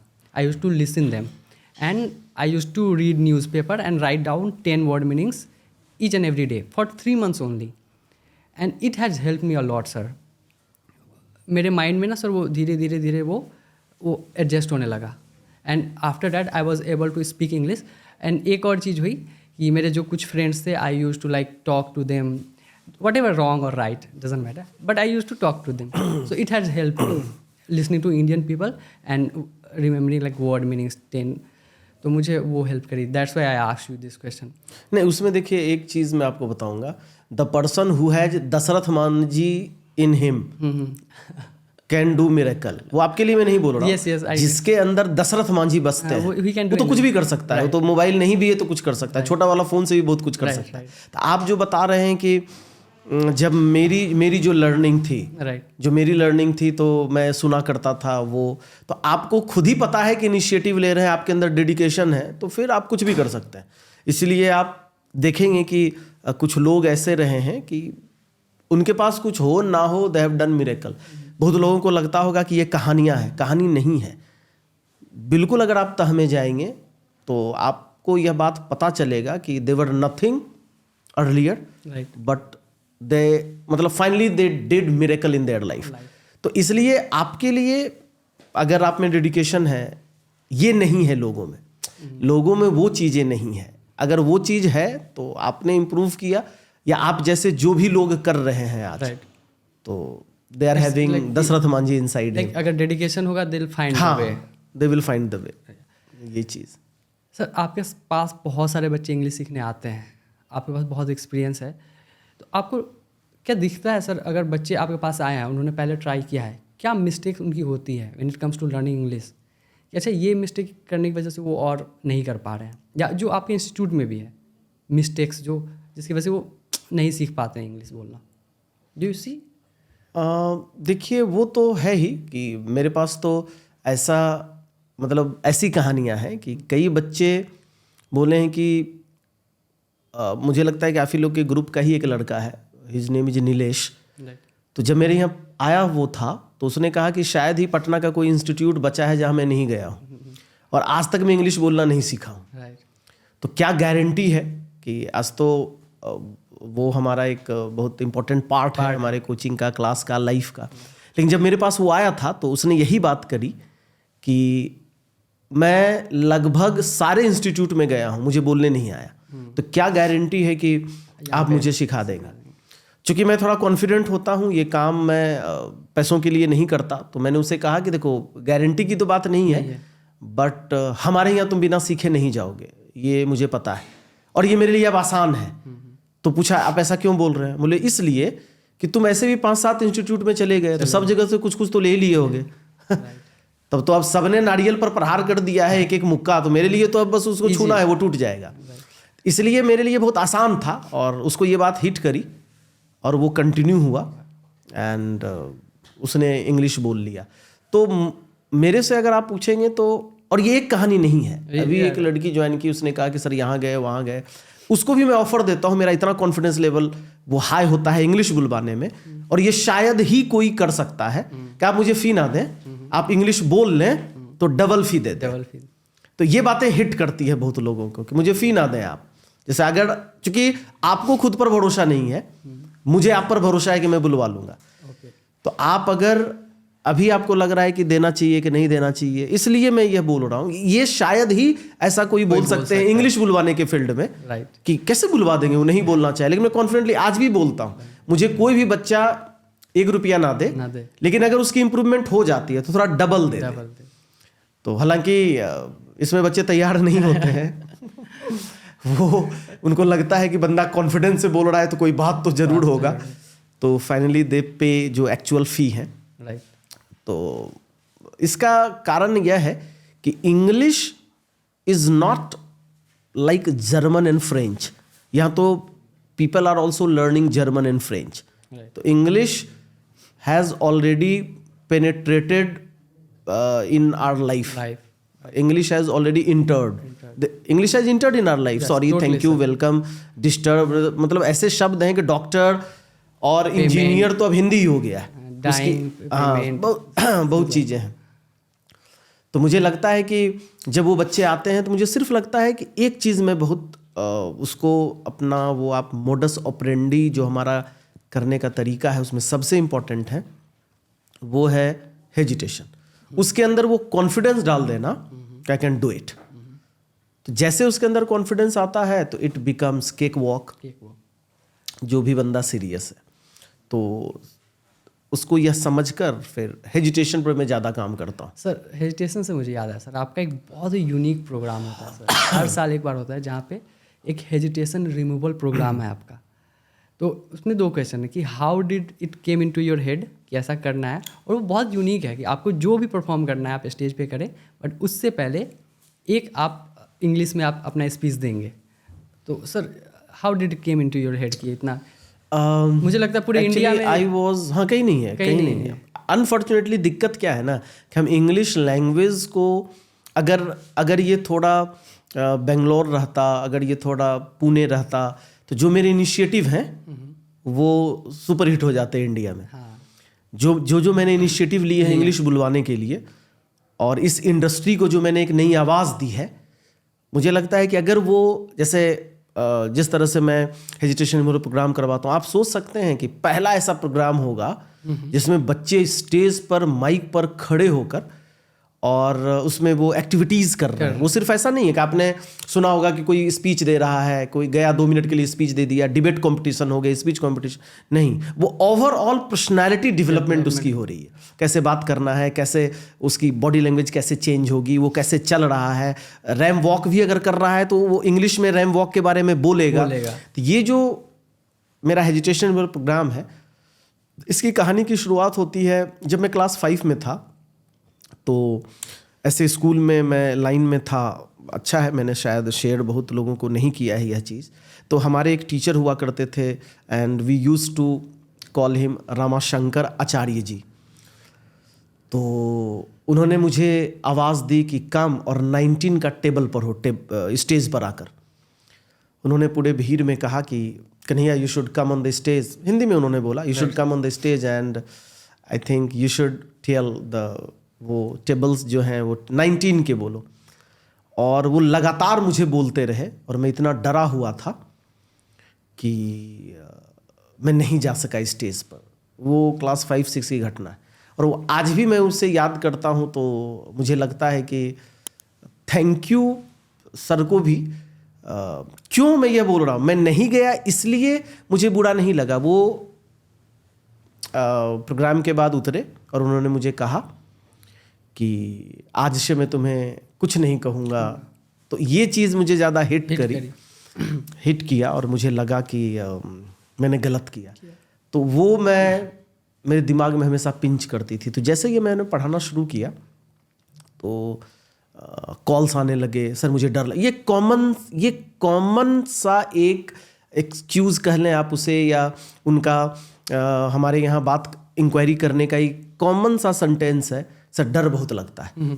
सब मतलब ऐसे ऐसे लोग आए हैं कि सर मेरी नौकरी चली जाएगी अगर इंग्लिश नहीं बोल पाए तो मुझे लगा कि नहीं, उनको स्टेज पर लाना चाहिए जहाँ 100-200 लोग हैं, वो स्पीच भी बोलें, क्वेश्चन आंसर राउंड हो, कुछ एक्टिविटीज़ हो जाए, वो मूव करते हुए बोलें, वो वॉक करते हुए बोलें। तो इसका फ़ायदा हुआ है। तो I keep this hesitation removal programme. तो हेजिटेशन HRP, तो हेजिटेशन रिमूवल प्रोग्राम बहुत यूनिक है सर। और I think I don't know whether I should say it और नॉट, बट सर हर इंस्टीट्यूट में ये होना चाहिए बिकॉज ये एक बहुत बड़ा पिलर है जिसकी वजह से बच्चे वहाँ से इतने सक्सेसफुल हो पा रहे हैं। क्योंकि वो सिर्फ इंग्लिश नहीं, वो उनके अंदर से जो हेजिटेशन है राइट सर, वो भी बाहर जा रही है। 100% एकदम होना चाहिए। इसको तो एकदम इम्प्लीमेंट कर देना चाहिए। अभी इस बात का भी मैं आपको इस गारंटी दे रहा हूँ कि अभी जो न्यू एजुकेशन पॉलिसी आई है उसमें सरकार की साफ साफ शब्दों में गवर्नमेंट हैज़ ऑलरेडी रिटन कि एक्स्ट्रा करिकुलर एक्टिविटीज़ पर बच्चों को ज़्यादा फोकस करवाना है। सरकार भी पॉलिसी लेकर आई है, हम लोग तो काम कर रहे हैं वो। इसलिए हर इंस्टीट्यूट में, और कम से कम प्रोफेशनल वोकेशनल कोर्सेज वाले, आप MBA करने जा रहे हैं, अगर आप ये नहीं कर पा रहे हैं, मेरे पास सैकड़ों एग्जाम्पल हैं कि मतलब मुझे याद आता है जब मैं उसके बारे में बैठता हूँ रात में, जब सोचता हूँ तो क्या था और अपने हिम्मत एक्टिविटीज़ से क्या हो गया। आज की बात मैं बता रहा हूँ कि सुबह सुबह एक मेरी स्टूडेंट है और आज मैं आउटडोर क्लास ले रहा था, तो एकाएक शी कॉल्ड मी कि सर मैं पटना आई हूँ and I want to meet you. वो जब आई और जब मैं उसके कॉन्फिडेंस को देखता हूँ, याद करता हूँ कि आज हमारे आउटडोर में, आज के आउटडोर क्लास में शी केम, और उसके कॉन्फिडेंस को मैं जब देखता हूँ तो मुझे लगता है कि उसकी जो वो लाइन थी आज भी, अभी आपको समझ में नहीं आएगा कि रेबल क्या दे रहा है, अभी आपको समझ में नहीं आएगा कि कन्हैया सर आपको क्या दे रहे हैं। लेकिन जब आप निकलोगे ना और जब आप कुछ बड़ा करना चाहोगे, देन यू विल रियलाइज कि मुझे क्या मिला है। और इसलिए मैं आपसे यह बताना चाहूँगी, वो बोल रही थी कि प्लीज़ हम लोग थोड़ा और एफर्ट डाल सकते थे, तो you all should put more efforts. तो हर कोचिंग में, हर इंस्टीट्यूट में यह जरूर होना चाहिए। और इससे आप लड़ भी पाते हैं। आपको फ्यूचर में अगर आपकी पर्सनल प्रॉब्लम है, क्योंकि कुछ problems will come like tsunami, that will not be in your hand. आप चाह भी नहीं आपको पता भी नहीं चलेगा, इट विल कम। तो उस समय आप कैसे हैंडल करेंगे? आपके अंदर पेशेंस होना चाहिए, आपके अंदर इंटरेक्शन पावर आनी चाहिए, आपके अंदर लोगों से कॉन्फिडेंस आना चाहिए। अगर कोई अथॉरिटी भी है सामने, then you can like say whatever. 100% कैसे आप जाएंगे। मतलब इसका भी बहुत एग्जांपल है कि एक बंदे को जरूरत पड़ी हॉस्पिटल में, तो उसने कहा कि I want to talk to medical officer. तो अब मेडिकल ऑफिसर से हम बात कर सकते हैं हर हॉस्पिटल में। ये छोटी सी बातें लोगों को नहीं पता कि मेडिकल ऑफिसर होते हैं उसमें, कि अगर कहीं उसको बेड नहीं मिल रहा है, या प्राइवेट हॉस्पिटल, गवर्नमेंट हॉस्पिटल का तो चलिए I don't want to talk about उनकी जो कंडीशन है, लेकिन प्राइवेट हॉस्पिटल्स वालों को तो आना पड़ेगा because they charge huge money. तो मेडिकल ऑफिसर से बात, इट गिव्स यू कॉन्फिडेंस। तो ये बहुत इंपॉर्टेंट है कि हर कोचिंग में होना चाहिए। सर मुझे वो एक स्टोरी याद आ रही है सर, आई डोंट नो कि मुझे पूछना चाहिए कि नहीं, but I will be happy अगर सर आप इसको अच्छे से बताएंगे। सर आपने ये बताया कि आपकी विदाई हुई थी, लाइक जब आपकी शादी हुई थी, तो मोस्टली ये होता है कि मैं थोड़ा सा ऑफ टॉपिक जा रहा हूँ, बट वो कोई बात मन होगा तो सर ये कैसे हुआ? लाइक मोस्टली लड़कियों की विदाई होती है, बट आपकी विदाई हुई थी सर, स्टोरी सर बताएंगे थोड़ा लाइक अच्छे से? वैसे मैं क्यों हुई थी? हाँ, मैं यह भी बता दूं कि कोई ऑफ टॉपिक नहीं है। मुझे लगता है कि अच्छा हुआ कि वो मेरी विदाई हुई, और उससे मुझे जो लर्निंग आई, मुझे जो इंस्पिरेशन आया, क्योंकि मैं यह फेस कर पाया, या मैं झेल पाया, समझ पाया कि एक लड़की को कितना मुश्किल होता है। आप ऑफ टॉपिक की बात कर रहे हैं, तो आज भी अगर बच्चे जब आते हैं तो as a personality development trainer, ये हमारी ड्यूटी है कि मैं पहले बताया कि शिक्षा से ज़्यादा इम्पॉर्टेंट है कि आपकी लर्निंग आनी चाहिए, स्किल्स आने चाहिए। और अगर वो शिक्षा स्किल्स आपको नहीं बना रही है, स्किल नहीं बना रही है, तो इट इज़ वर्थलेस। तो अच्छा हुआ, अगर वो नहीं आता, मुझे ये चीज़ें समझ में नहीं आती और मैं उसे उस व्यू से नहीं देख पाता। एक्चुअली हुआ क्या कि ये भी इंग्लिश के कारण ही हुआ। मेरे पास दो ही ऑप्शन थे कि या तो मुझे I had to return Delhi where I was working, मुझे वहाँ जाना था। घर वालों को शायद लगा कि he was working in MNC multinational company में, यह जॉब कर रहा है। He came back to Bihar and now he does not want to move from here.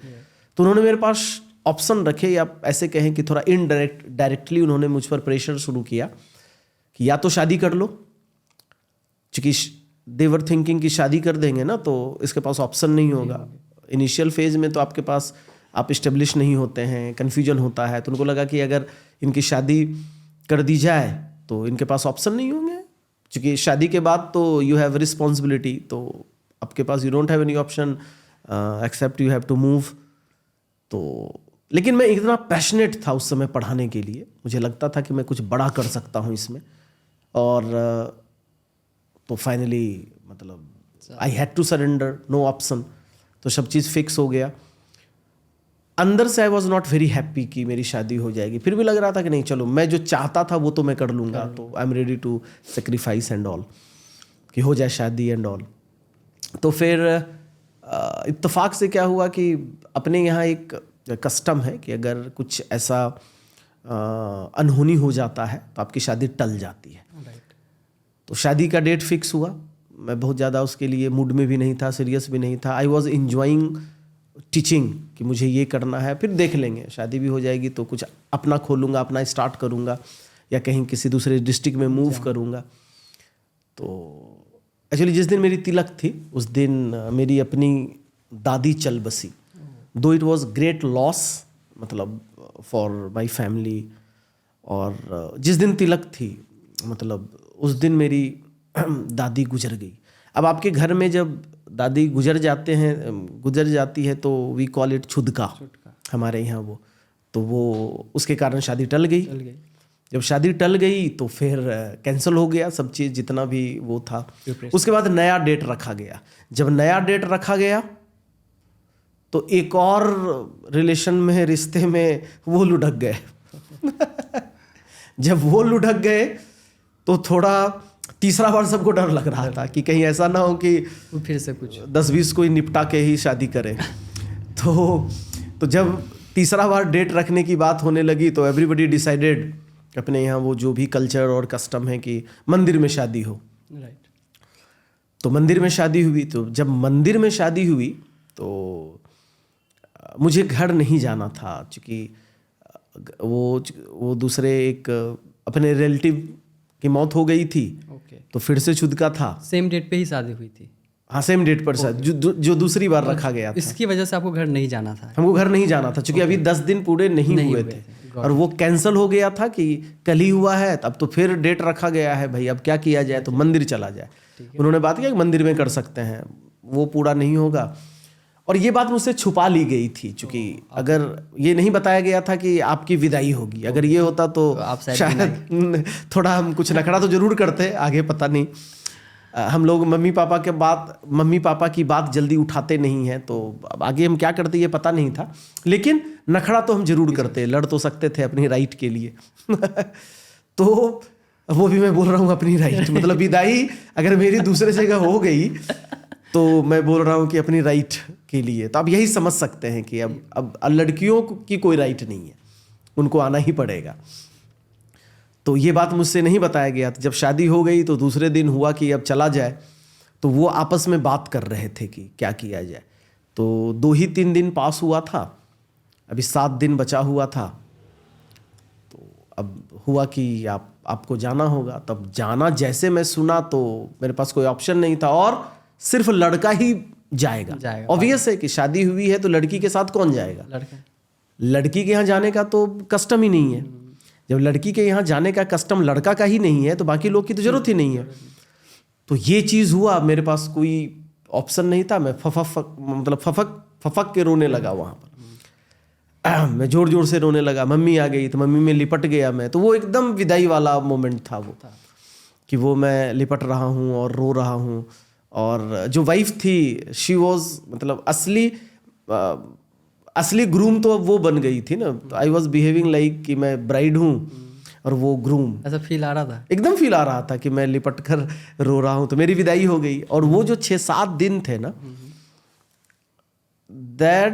that had taught me big lesson कि that was a learning curve हाँ, for you. वो था कि बहुत मुश्किल है हमें, मतलब इस चीज़ को भी समझना है कि we must respect girls, what she sacrifices, वो क्या करती हैं सेक्रीफाइस, हमें थोड़ा उस चीज़ को समझना चाहिए। या उनसे अगर थोड़ा मतलब उनसे ससुराल एक बार जाने के बाद अगर लॉज हाउस में वो चली जाती हैं तो वो तो बराबरी की बात नहीं करनी चाहिए कि तुमने गलती किया तो हम भी अब यही करेंगे। थोड़ा उनको प्रिविलेज और एडवांटेज देना चाहिए, क्योंकि बहुत सेक्रीफाइस करती। 7 दिनों में मुझे सिर्फ 7 दिन रहने थे, तो मेरे ऐसे हालात हो गए ससुराल में एक नई जगह में।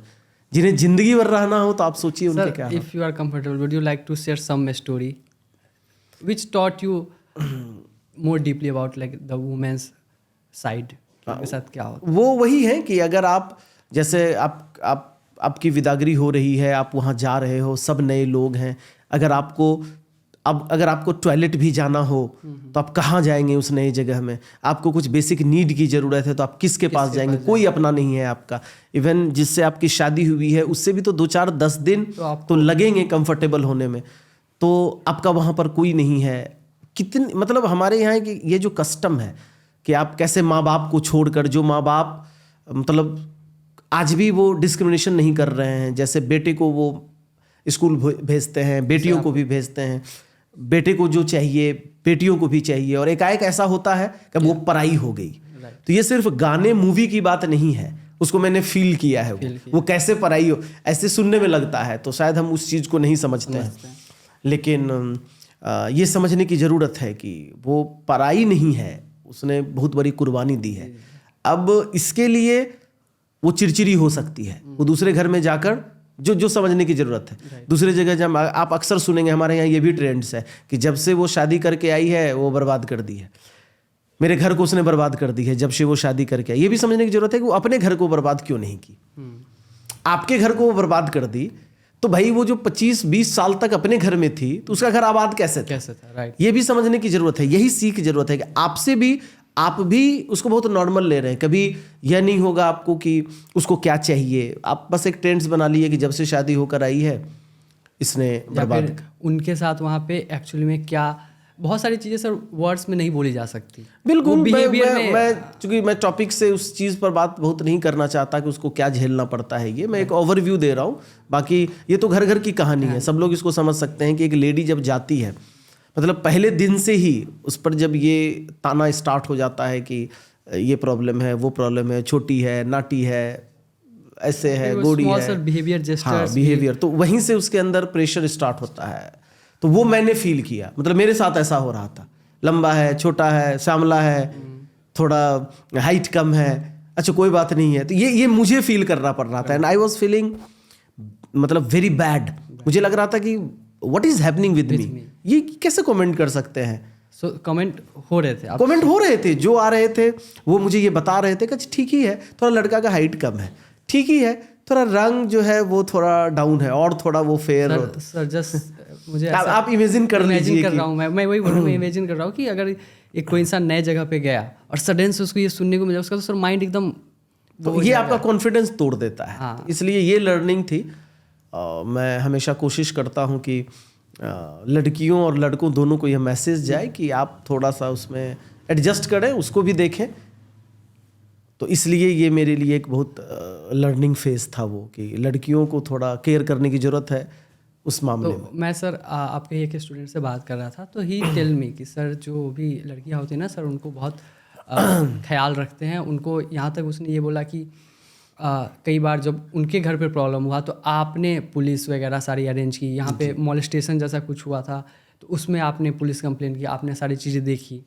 और एक और चीज़ है सर, मैं आपकी वीडियो देख रहा था जो स्टॉक वाली, जिसपे 1 मिलियन से अधिक व्यूज़ है सर, उसमें आपने कई बार अपनी मदर का नाम लिया है। जी सर, तो मेरा क्वेश्चन तो कुछ अलग था, but now it's like this कि सर आपका जो वो रिस्पेक्ट वाला है, आप उनके लिए लड़ते हैं, वो क्यों है? Because of like your mother morally, और वो जो आपका एक्सपीरियंस था लाइफ का जहाँ पे आप 7 दिन रहे, और both combined, like what is your like mother's, आपके लाइफ में आपकी मदर का क्या इम्पैक्ट?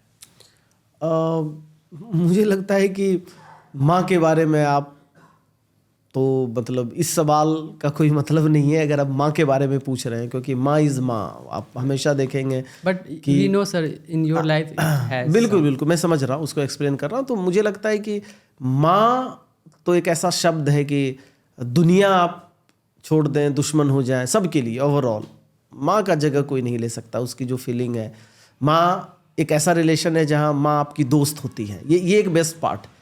मैं ये नहीं कह रहा कि पापा does not have any role, लेकिन पापा के हम दोस्त नहीं बनते हैं। माँ तो एक ऐसी है कि माँ आपकी गार्डियंस होती हैं, माँ आपकी दोस्त हैं, माँ आपकी सहेली हो सकती हैं। तो एक ये कॉमन है कि माँ आपके लिए एक मतलब समुद्र है, वो भगवान है आपके लिए। मेरे लिए ये था कि थोड़ा सा मेरी लाइफ में जो मेरी सफरिंग रही हैं, जो मैंने सफ़र किया है अपनी लाइफ में, स्ट्रगलिंग जो फेज़ था, तो माँ हैज़ बिग रोल उसमें। सबसे ज़्यादा मैं माँ को इसलिए मानता हूँ कि माँ ने हमेशा यह सिखाया, उतने स्ट्रगलिंग फेज़ में जहाँ मुझे पैसों की ज़रूरत थी, जहाँ मैं करियर बना सकता था, बनाना चाहता था, जहाँ मुझे लगता था कि ये मुझे इतने पैसे मिल जाते तो मैं कुछ अच्छा कर लेता, इतने मुश्किलों में माँ हमेशा बीच में एक लाइन बोलती थी कि अच्छा इंसान बनो। तो ये एक बहुत, और शायद यही कारण है कि मैं उसका बहुत नाम लेता हूँ। उस समय अगर आपके यहाँ कुछ दिक्कत है तो होता है ना कि आपका पहला काम है कि अच्छा पैसे का इंतजाम कर देते हैं, वो सारी चीज़ें चल रही थी। लेकिन बीच में जब मुझे कुछ गुस्सा आता था या कभी लगता था कि मैं उनको ये बोल दूंगा, घर में होता है थोड़ा अपने लोग में होते, नहीं तुमको नहीं बोलना, तुम wants you to be a good human being हाँ, गुड ह्यूमन बीइंग फर्स्ट। और इतनी प्रॉब्लम्स में अगर आप अगर मुश्किल हालात में होते हैं ना तो फ्रस्ट्रेट हो जाते हैं लोग, उनका वो कंट्रोल नहीं होता। उसको पता है कि दिक्कत है, कैसे हम आगे करेंगे, हमारा क्या होगा, इसका क्या होगा। उस बीच में she was motivating me to be a best version of yourself, अच्छा इंसान बनना। ध्यान देना कि तुमसे किसी का दिल ना टूटे, तुमसे किसी की नाराज़गी ना हो। तो ये लाइफ लेसन है। और आज भी जो मैं इंस्टीट्यूट में होता हूँ तो बिकॉज ऑफ दैट रिलेशन, तो वो मेरे लिए बहुत मायने रखता है। और मुझे लगता है कि जब संघर्ष करके आप जब कुछ सिखाते हैं तो आप रियली भगवान हैं, गॉड है। फ्री रहते हुए आप बहुत, मान लीजिए आपके पास बहुत कुछ है और आप बाहर निकल कर बोल रहे हैं कि लाइफ इज़ वेरी इजी, आप ज़िंदगी में कुछ कर लीजिए, ज़िंदगी में सबका रिस्पेक्ट करो, उसमें थोड़ी सी कुछ कमियां हो सकती हैं। लेकिन संघर्ष करते हुए अगर आप अच्छी बात बोलते हैं तो फिर आपका जो पैमाना है उसको जज करने का वो बहुत ऊपर है, वो शानदार इंसान है, भगवान। राइट सर, मैंने भी अपने लाइफ में सर एक पॉइंट ऑफ टाइम पे मुझे दिखा कि अच्छा इंसान बनना बहुत ईजी है। सडनली लाइफ टर्न्ड हेवीली, और वहाँ से मैं ये सीख पाया कि अच्छा इंसान बनना सबसे पहले तो बहुत ईजी नहीं है। सेकेंड, वो एक दिन की चीज़ नहीं कि आप अच्छे इंसान हो। Every day you have to fight with yourself first to be a good human being. क्योंकि आपको बहुत ईजिली दिखता है कि आपके साथ गलत हो रहा है, बट यू चूज़ कि नहीं, बोलते हैं लेट्स इट बी, चलो even if I am facing 10% loss, 20% loss, let it be. तो वो हर दिन की वो है, एक दिन में आप नहीं बनते। So this is what I learn. और somewhere sir even I in my head follow this कि just try and be a good human being first, बाकी चीज़ें देख लेंगे क्या होगा। You have to put more efforts, you will put. One more thing sir I would like to know about you. Sir आपको काफ़ी political parties ने approach किया to join, you never joined. आपने किसी पॉलिटिकल पार्टी को join नहीं किया है जी, but you choose to join the Pushpam Priya Choudhary party. Would you like to share about that? बिल्कुल, वो तो मेरा फेवरेट टॉपिक है, आजकल तो और फेवरेट टॉपिक बन गया है कि अगर मेरा कोई पुराना बच्चा होगा, पुराना स्टूडेंट जो हमको पिछले 5-10 साल से जान रहा होगा, मेरी जब हिस्ट्री जो रही है ना वो ऐसी हिस्ट्री रही है कि मतलब आई वॉज देयर और I was here for change only. मुझे सिर्फ एक ही चीज़ का नशा था, मैं बदल दूंगा। वो आज भी मेरे पास नशा है। तो मुझे लगा कि बदला जा सकता है, हम बदल सकते हैं। और मैं कई बार उस चीज़ में छोटे स्तर पर ही, लेकिन मुझे लगता है कि अगर 25-50 लोग भी बदल पाए उस चीज़ को तो मेरे लिए मेरी जीत है उसमें। कि एज अ टीचर तो मेरी शुरुआत से ही थी कि मुझे बदलना है। और उसके हालात में क्या हुआ कि शुरू से ही मुझे लगा कैसे बदलेंगे। तो भाई जो मैं काम कर रहा हूँ, इत्तेफाक से मैं थोड़ा सा फॉर्चुनेट था कि बदलने के लिए पर्सनालिटी डेवलपमेंट क्लास जैसा क्लास नहीं हो सकता। अगर आपके अंदर है कि आप कुछ बदलना चाहते हैं और आप क्या कर रहे हैं, पर्सनालिटी डेवलपमेंट क्लास के मेंटोर हैं और वो आप एक रेपुटेड वो इंस्टीट्यूट बना हुआ है आज के। अगर स्पोकन इंग्लिश बिहार में किसी को देखना है कि स्पोकन कौन अच्छा करवाता है तो हम छूटेंगे नहीं। हो सकता है कि हमसे आगे कोई दिख जाए या हो जाए, लेकिन ये हो ही नहीं सकता कि वो मेरा लिस्ट अगर बने तो वो नहीं आए, मैं रहूँगा उसमें। एक सर बहुत रेप्यूटेड नाम नहीं लेते हैं, बट बहुत रेप्यूटेड मैम है इंग्लिश की जी, she has also approach you for like teaching their students. उसके अलावा हो सकता है कि self praise is no recommendation, खुद की बड़ाई मैं क्या करूं। मेरे लिए हो सकता है वो सवाल आप ना पूछें, but I will add you. लेकिन पहले मैं उस चीज़ का आपको आंसर दूंगा जो आपने आपने मुझसे पूछा कि देखिए, जब आप कुछ लाइफ में करना चाहते हैं, बदलना चाहते हैं, तो बहुत आसान नहीं है। आपने एक लाइन कहा ना कि मुझे खुद को बदलने के लिए हर दिन बदलना पड़ेगा, मेहनत करना पड़ेगा, लेकिन मुझे बदलना था। तो सबसे पहले जब मैंने क्लासेस स्टार्ट की तो 2009 में मैंने पढ़ाना स्टार्ट किया, और 2009 में ही मेरे फोटो हैं, पेपर में छपा हुआ है। तो ये मतलब वो आपको क्लिप चाहिए होगा अभी तो मैं दे दूंगा कि वो मतलब समझे आप कि मैं 2009 में करियर मैंने स्टार्ट किया और मैं बदलने की कोशिश कर रहा हूं जो भी मेरे से हो पाए, क्योंकि इनिशियल फेज था। उसी साल मेरा फोटो छपा है कि मैं बिहार के अलग अलग प्रदेश में, वो मैं नहीं कर पाया। मैं बता रहा हूं कि क्यों प्लूरल्स पार्टी। तो आप समझिए कि आज कोई सफल हो जाए तो वो बातें होंगी कि वो सफल हो गया। 2009 में वो बंदा का पता नहीं है कि वो करियर में क्या करेगा, कहाँ जाएगा, लेकिन वो बदलाव के लिए उसका आर्टिकल छपा हुआ है, एक रेपुटेड न्यूज़पेपर में छपा हुआ है। वो आर्टिकल मैं आज भी संभाल के रखा हूँ। 2009 क्या कि पर्सनालिटी डेवलपमेंट क्लास पूरे बिहार के अलग अलग जिलों में खुलेगा और मैं उसको लीड करूँगा, जो भी है सब देगा। एक NGO के सहयोग से मैंने ये किया, लेकिन वो नहीं हो पाया। आई रियलाइज कि it's not very easy task. फिर धीरे धीरे उसी समय क्या हुआ कि देश में एक गजब का टर्नओवर देश ने लिया, कंट्री ने लिया। वो क्या था, आम आदमी पार्टी की स्थापना हो गई 2012 में। तो उस समय कौसाम्बी में उनका ऑफिस हुआ करता था। तो अभी तो मुझे बदलाव चाहिए था। तो आम आदमी पार्टी ने जिस तरह से वो मेहनत की, मैं उनका एडवर्टीजमेंट नहीं कर रहा, लेकिन जिस तरह से उन्होंने मेहनत की, एक मैसेज गया कि इस देश में एक साधारण आदमी भी कुछ कर सकता है। तो मेरा कॉन्फिडेंस बढ़ा। तो मैं आम आदमी पार्टी के कांटेक्ट में आ गया, उनसे बात करने लगा, मैं देखने लगा कि वो क्या था। उस समय वो इतने सीरियस थे कि एक बंदा अगर उनको कोई कॉल कर दे तो वहाँ से कॉल आ जाता था। आई गॉट 3-4 कॉल्स कौसाम्बी आम आदमी पार्टी के ऑफिस से। वो मेरे पास शायद मेल भी पड़ा होगा आज। तो इतने सीरियस थे उस समय कि अगर देश में कोई बदलाव चाह रहा है तो वो आ जाए। मैंने ज्वाइन किया। फिर चीज़ें थोड़ा पॉलिटिकल हो गई।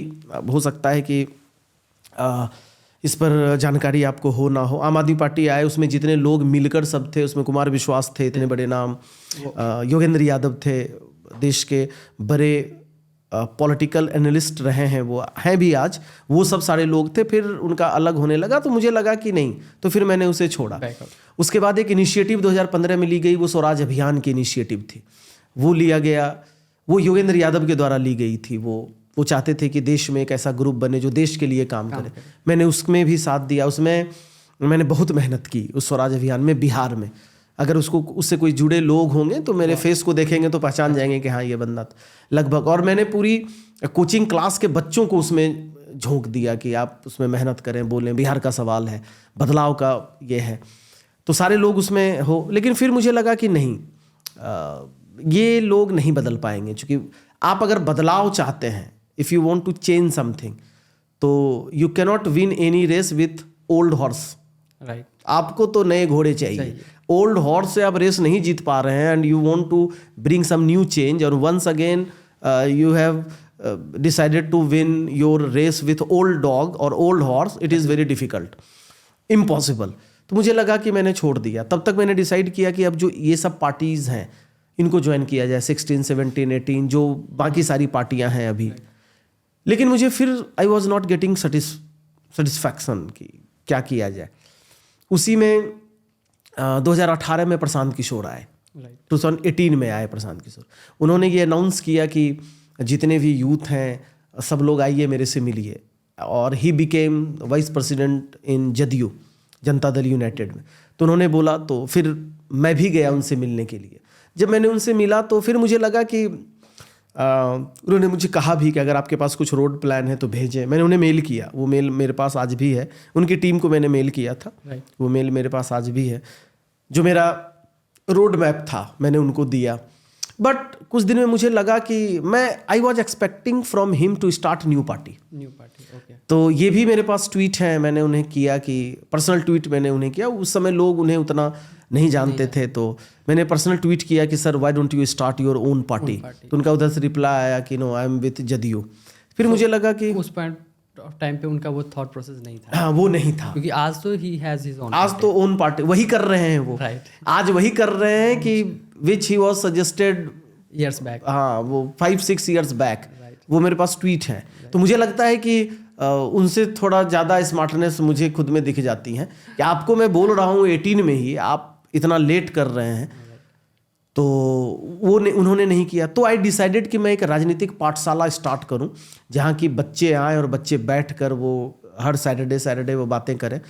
तो उन्हीं से मिलने के बाद आई डिसाइडेड कि इसको किया जाए। तो मैंने एक राजनीतिक पाठशाला स्टार्ट किया। उसमें क्या था कि यूथ आते थे, कोई टॉपिक होता था। You have one NGO also sir, youth for Swaraj. जी हाँ, मैं उस पर आऊँगा।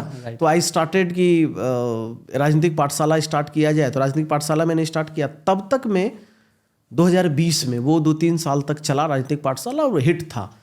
मतलब तो उसके अंदर बेसिकली होता क्या था? वो डिस्कस, जैसे एनआरसी टॉपिक है, राइट, तो उसमें बच्चे आते थे और अपना अपना पॉइंट ऑफ व्यू रखते थे। राइट। और अभी एक मेरा लड़का स्टूडेंट ही था, हिज नेम इज मनीष, और अभी 4 दिन पहले वो सिविल जज बन गया है वो, और ही वॉज वेरी एक्टिव। अभी मेरे को याद आ गया एकाएक, उसने मुझे मैसेज किया कि sir I have become civil जज। तो वो राजनीतिक पाठशाला में वो लड़का बैठा करता था, पटना यूनिवर्सिटी का था, and he used to put his points strongly कि एक अच्छा प्लेटफॉर्म है, यहाँ हम अपनी बातें डिस्कशन के लिए रख सकते हैं। तो उसके बाद जब 2020 में ये प्लूरल्स और पुष्पम प्रिया चौधरी आई, तो मैं तो हर घाट का पानी पिया हुआ था ना, देहाती शब्द और सब चीज़ में। मैं बीच में पप्पू यादव के साथ मिला, उनके हाँ, मैं उनका प्रोग्राम करवाया, उनके साथ मिला, मैं उनकी पार्टी में ज्वाइन करने के लिए मैं उनके घर पर भी गया। बट आई रियलाइज कि चलो और बेस्ट ऑप्शन। तो ये जो आई ना, तो जब मैंने इस पर रिसर्च किया तो मुझे लगा कि इसमें जितनी कमियां हैं ना, वो कमियां बाकी लोगों से बेहतर है। जैसे देखिए, एक कमी है कि आपका नेचर थोड़ा ऐसा कुछ हो सकता है, या आपकी जो आइडियोलॉजी है वो मुझे समझ में नहीं आ सकती है, लेकिन आप करना क्या चाहते हैं और आप कितने बेहतरीन इंसान हैं, आप आगे चलकर जो आपने कसम खाई है उसको आप करेंगे। तो वो वाइब्स मुझे लगा, और इतने एक्सपीरियंस के आधार पर मैंने 1 सेकेंड नहीं लगाया उन्हें ज्वाइन करने में। और उनकी जो हिस्ट्री थी वो बहुत कन्विंसिंग हिस्ट्री रही है, as far as political background is concern, convincing history रही है। तो मुझे लगा कि वो इतना शॉर्टकट तरीका नहीं अपनाकर वो इतने मैसिव एफर्ट लगा रही है, चाहती तो बहुत इजीली वो आ सकती थी। तो ये चीज़ मेरे को हिट किया। अब जैसे अभी आप मुझे कहेंगे तो बाकी जितने लोग हैं सब ने शॉर्टकट अपनाया, राइट। उसके बाद उन्हें लगा कि नहीं सफल होंगे तो उन्होंने किया। तो जो व्यक्ति, आज आप एक यूथ हैं, आप बहुत कुछ कर सकते हैं लाइफ में। पॉडकास्ट करने की आपको क्या जरूरत है, क्योंकि आपको पता है कि ये हिट होगा, आपको पता है कि ये बेहतर होगा। I have a vision, like you have vision, और हिट होना है, right. इसको चलना है। तो उसी तरीके से अगर किसी बंदे को यह पता है कि करना ही है, फिर शॉर्टकट क्यों? इस चीज ने मुझे हिट किया, और शी डिड। और इसका एग्जाम्पल भी देखें, वो भी नाम रख सकती थी जनता दल, जनतांत्रिक गठबंधन, लेकिन उन्होंने नाम चुना प्लूरल्स। तो प्लूरल्स को भी समझना इंपॉर्टेंट है, वो सिंगुलर प्लूरल्स नहीं है। वो एक संवैधानिक कॉन्स्टिट्यूशनल वर्ड में प्लूरलिज्म का मतलब होता है बहुलवाद, जहाँ पर सब लोग बराबर हों, या बहुत सारे लोग एक ही सोच हो जैसे। तो उन्होंने लोगों को ठगने का काम नहीं किया। She chose a word Plurals, कि ये बहुलवाद है, तो उसको भी समझने की जरूरत है, इसलिए I chose Pushpam Priya Chaudhary. Very nice sir.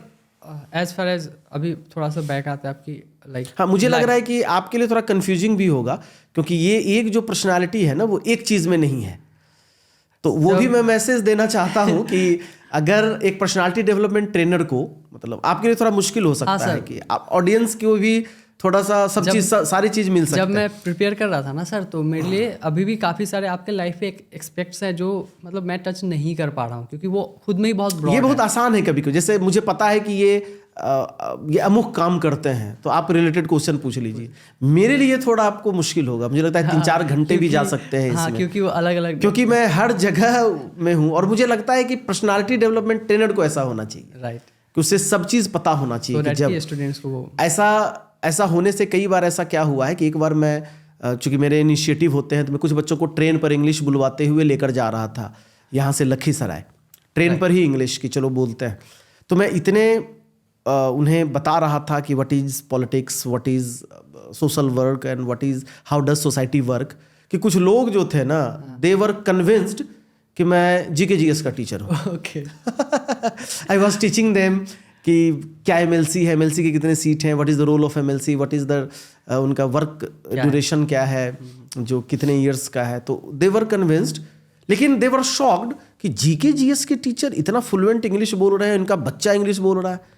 तो उन्हें शायद लगा कि कोई टॉप क्लास का यूपीएससी एस्पिरेंट्स हैं और बच्चे भी उस लायक हैं। मैं आज से 10 साल पहले की बात बता रहा हूँ, उस समय ना यूट्यूब था ना ये था, लेकिन वो बच्चे तो हैं, वो बच्चे जो मेरे साथ थे वो तो हैं भी मेरे पास, वो बच्चे हैं। तो मैं उस चीज़ को जब याद करता हूँ तो मुझे लगता है कि आपके पास वो चीज़ होना चाहिए ताकि आप सब फील्ड में दे सकें। मतलब last time sir, sorry sir cut कर रहा हूँ, लास्ट टाइम जब मेरी आपसे बात हुई तो आपने बिहार के बारे में, मुझे पुल के बारे में बताया जी, और 1-2 और एग्जांपल्स दिए। तो मेरे लिए बहुत टफ हो गया था सर उस दिन एक्चुअली प्रिपरेशन करना। बोला सर ये तो नया चीज़ ओपन कर दिया, तो अभी तक हमने उसके बारे में बात नहीं की, बट अभी आई है तो सर स्टार्ट करते सर वो उस पुल से, कि इतनी वास्ट हिस्ट्री है बट वो लाइक कहीं भी डिस्कस नहीं है जैसे आपने बताया था। फिर देखिए मैं आपको बताता हूँ कि मतलब मुझे लगता है कि मैं आपको सजेस्ट भी कर रहा हूँ, इस क्लिप को आप काट कर भी थोड़ा अलग दे सकते हैं। बिहार सिर्फ किताबों में हल्ला करने की चीज़ नहीं है कि हमने ये कर दिया, हमने वो कर दिया, तो पाटलिपुत्रा था तो अशोका था तो ये सिर्फ किताबों में हल्ला करने की चीज़ नहीं है। मैं आज पॉडकास्ट में बोल रहा हूँ, उस वाइब से बोल रहा हूँ कि अगर थोड़े से लोग सीरियस हो जाए, थोड़ा वो उसमें टीचर्स का भी रोल हो सकता है। एज ए टीचर मैं आपको बता रहा हूँ कि बिहार पूरी दुनिया में मतलब एक ऐसा जगह है जिसकी तुलना नहीं की जा सकती। और फिर मैं ये नहीं बता रहा हूँ कि मेरे पास नालंदा यूनिवर्सिटी था तो 10 दिन किताबें जलती रही, तो महात्मा बुद्ध थे, ये सब किताब से पढ़ने की बात हो गई है। उससे निकाल कर मैं आपको भी बता रहा हूँ कुछ चीज़ें जो मैंने पढ़ा है, और मैं आपसे बार बार रिक्वेस्ट करूंगा कि ये सारी चीज़ें जानी चाहिए। वो क्लिपिंग काट कर आप डालें कि पूरी दुनिया में आज हम बिहार में जन्म लिए, हमें क्या गौरवान्वित होना चाहिए आज के समय में 2024 के परिप्रेक्ष्य में। नालंदा यूनिवर्सिटी ने क्या दिया, बिहार ने क्या दिया, उस पर नहीं। और दुर्भाग्य से हम इसकी बातें नहीं करते हैं कि हमारे पास क्या है। मैं आपको 5 एग्जाम्पल देता हूँ, दे सकता हूँ 50, 5 एग्जाम्पल, और आपके रोंगटे खड़े हो जाएंगे उस एग्जाम्पल से। किसी भी देश की प्रगति में एग्रीकल्चर का बहुत बड़ा योगदान है। आप एक ऐसे प्रदेश में रहते हैं जिसमें वर्ल्ड लेवल की फर्टाइल लैंड है, दुनिया का सबसे बेहतरीन जहां पर अनाज उत्पन्न हो सकते हैं वो हमारा बिहार है। और दुनिया में जहां जहां अच्छी स्थिति है आप जाके देखेंगे तो वो व्हीट में, राइस में अच्छा उनका मतलब अच्छे रैंक पर वो हैं दुनिया में, अब जो डेवलप नेशन है। और हमारे पास फर्टाइल लैंड है। अमूमन ऐसा माना जाता है, जो मेरी जानकारी के अनुसार, कि 1 हेक्टेयर पर लगभग अगर 10 मीट्रिक टन भी अनाज उपज जाए, 1 हेक्टेयर पर 10 मीट्रिक टन भी अनाज उपज जाए तो क्रांति कर सकता है उस प्रदेश में। अच्छा। अपने यहाँ नालंदा में एक लड़का, एक युवा, उस 1 हेक्टेयर पर गिनीज बुक पर नाम लिखवाया है। और उसका है कि वो लगभग 20 मीट्रिक टन क्रॉस कर गया। 20 मीट्रिक टन उसने क्रॉस कर दिया उत्पादन में। और पूरी दुनिया में जो डेवलप हैं वो कितना उपजा रहे हैं? 10-12। उस लड़के ने उसको क्रॉस कर दिया 20। और हम कितना अभी उपजा रहे हैं अपने? 1-2 बस, यही उपजा रहे हैं। आखिर आप उस भीड़ में, मतलब उस लड़के ने ये भी, मतलब हमारा बिहार 25 मीट्रिक टन कर सकता है, ये भी प्रूव हो गया। राइट। दुनिया डेवलप है, आलिशान, वो उनके पास सब चीज संपन्न है, 10-12 कर रहे हैं, 8 कर रहे हैं, 14 कर रहे हैं, हम क्या कर रहे हैं? 1-2। पहला। दूसरा, आप कभी कैमूर जाएंगे, राइट, तो जब आप, इसमें 2 बातें हैं। कैमूर जब जाएंगे तो वहाँ पर एक जगह है, मुंडेश्वरी माता का वहाँ मंदिर है। मतलब उसमें आपको वाइब्स आएगी, और मैं कहूँगा कि कभी मौका मिलेगा तो आप जाएं ही ना, बल्कि वहाँ एक पॉडकास्ट भी कर लें कि आप वहाँ जाएं, और जो वाइब्स आपको देगा, पहाड़ पर बना हुआ है। Indian archaeological department has failed yet to find the exact date when was it built. आज तक इंडियन आर्कियोलॉजिकल डिपार्टमेंट को पता ही नहीं चल पाया है वो कब, मतलब फेल हो गया है वो, कि वो कब बिल्ट हुआ है, कब बनाया गया है। और आज भी जो उसके मलबे रखे हुए हैं कैमूर में, बट नोबडी टॉक्स। मुझे पता नहीं कितने लोगों को पता है इस भीड़ में। दूसरा, उसी दरमियान जब आप रास्ते से जाएंगे तो वहां पर एक गांव है, वहां ऐसे अनाज मतलब उपजाए जाते हैं जिसकी कीमत हजारों रुपये किलो है। चावल की बात मैं बोल रहा हूँ, चावल की बात। 1000 रुपये किलो, 1000 रुपये किलो है, वो 5000 भी जा सकता है। ये मैं दावे से कह रहा हूँ कि मुंडेश्वरी जगह जाने के क्रम में, और हमारे यहाँ क्या 50 रुपये किलो अनाज बिक रहा है, 70 रुपये किलो बिक रहा है। उस गांव में 1000 रुपये किलो, उस पर रिसर्च किए जाने की जरूरत है, उसको प्रमोट किए जाने की जरूरत है, चर्चाएं करने की जरूरत है। और कंपनी लेकर उसको कहाँ एक्सपोर्ट किया जाता है? बाहर।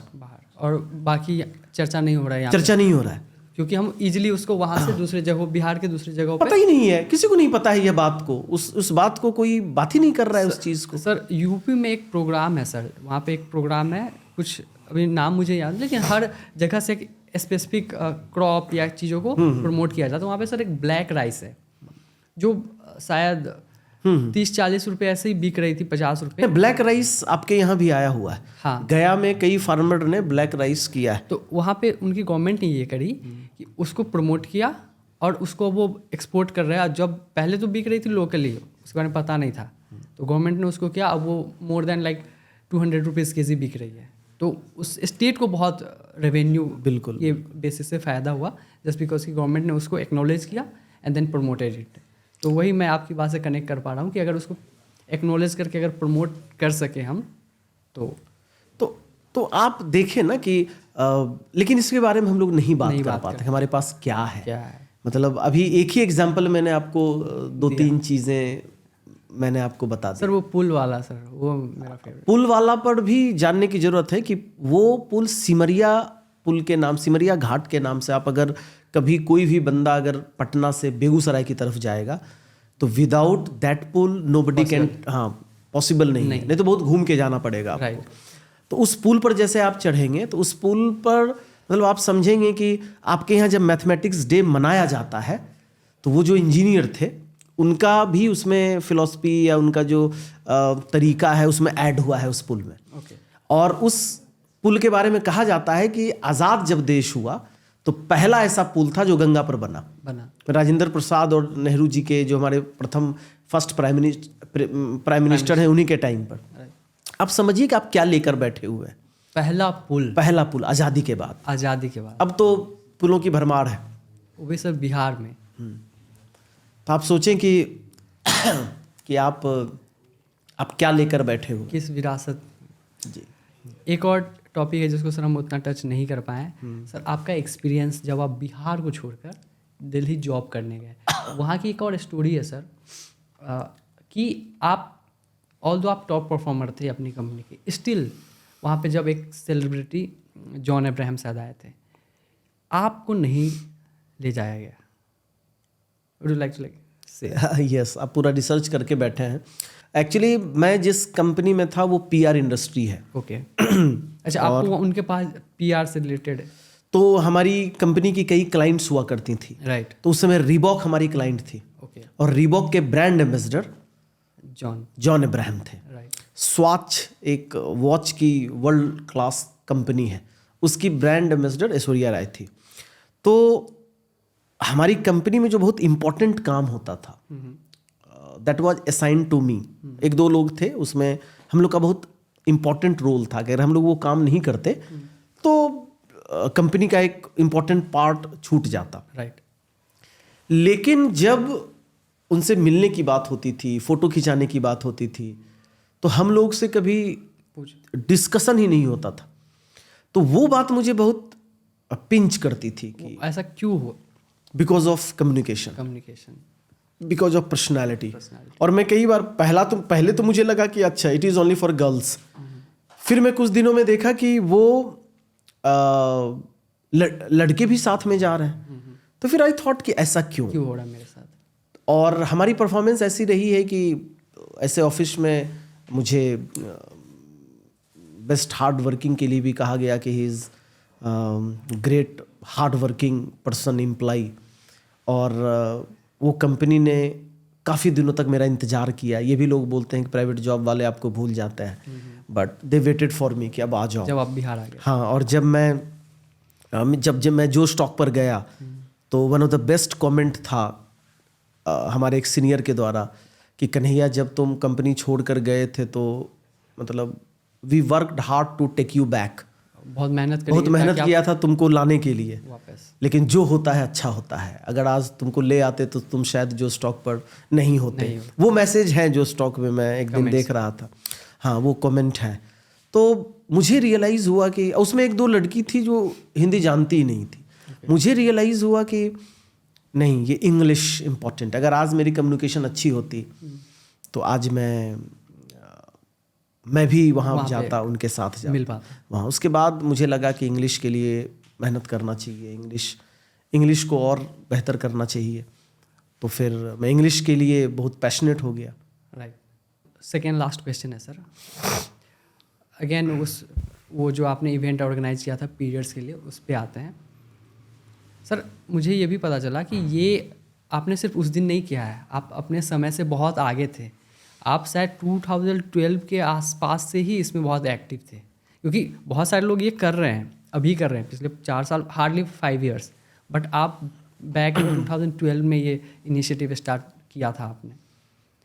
तो ठीक है सर, आपने किया था। नाउ अगर कोई भी लड़की ये देख रही है, कोई भी लड़की आपको देख रही है, what would be your message for her कि उसको अपने लाइफ में क्या सोचना चाहिए, आपको थॉट प्रोसेस क्या रखना चाहिए? देखिए, इसमें मैं एक ही लाइन बोलूँगा कि चैरिटी बिगिंस एट होम। अगर पीरियड सेलिब्रेशन करना हो तो जब हम खुद की ही बिटिया का नहीं करेंगे, खुद ही घर में नहीं करेंगे, तो फिर दुनिया को मैसेज देने का क्या मतलब है? उसी मैसेज से सीखने की ज़रूरत है। उसी मैसेज से सीखने की ज़रूरत है कि अगर कोई लड़की पीरियड्स में खुद को अशेम्ड हो जाती हैं, समझती हैं, इम्प्योर समझती हैं, तो फिर वुमेन एम्पावरमेंट का मतलब क्या है? नहीं समझना चाहिए। हाँ, बिल्कुल नहीं समझना चाहिए। तो यही समझने की ज़रूरत है कि आप, बस यही एक मैसेज है कि हम अपने घर से इसकी शुरुआत कर रहे हैं। तो लड़कियों को सबसे पहले अपनी बॉडी से, वुमेन एम्पावरमेंट बाद में आएंगे, फाइनेंशियल स्ट्रॉन्ग वो बाद में होगी। सबसे पहले जो लड़ाई लड़नी होगी, हो सकता है समय के अनुसार, टाइम के अनुसार we should not fight with everyone, लेकिन from inside they should realise कि मैं इम्प्योर नहीं हूँ। हो सकता है कि वो बहुत बगावत ना कर पाए शुरुआत में। मैं प्रैक्टिकल बात बोल रहा हूँ। थॉट प्रोसेस में उनको थॉट प्रोसेस होना चाहिए कि I can not be impure. They should talk to their god, because उनके भी तो गॉड है। राइट। वो भी तो गॉड से बात कर सकती हैं, या उनका जो इंट्यूशन है वो टच हो सकता है। तो वो खुद से बात करें कि I can not be impure, आप ही ने बनाया है। राइट। तो इसलिए मुझे लगता है कि हर लड़की को यह समझना चाहिए। सबसे पहला वुमेन एम्पावरमेंट तभी आएगा कि लड़कियों को अपने बॉडी से बहुत प्यार करना होगा, उन्हें यह समझना होगा कि I am as pure as anything. Right. Sir, this is kind of a last question. Sir, आपने मुझे काफ़ी टाइम से देखा है, राइट? और मुझे पता है कि आपकी आंखें वो है जो समझ जाती है कि सामने वाला क्या है।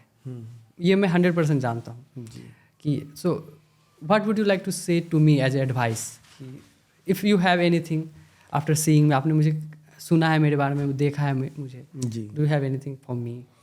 नहीं, देखिए, मैं आपके लिए जनरली बोल रहा हूँ। ऐसा नहीं कि आपने मुझे आज बुलाया है तो मैं इसलिए बोल रहा हूँ कि आपका जो ऑरा है, जो एटीट्यूड है, I think every youth must learn from you.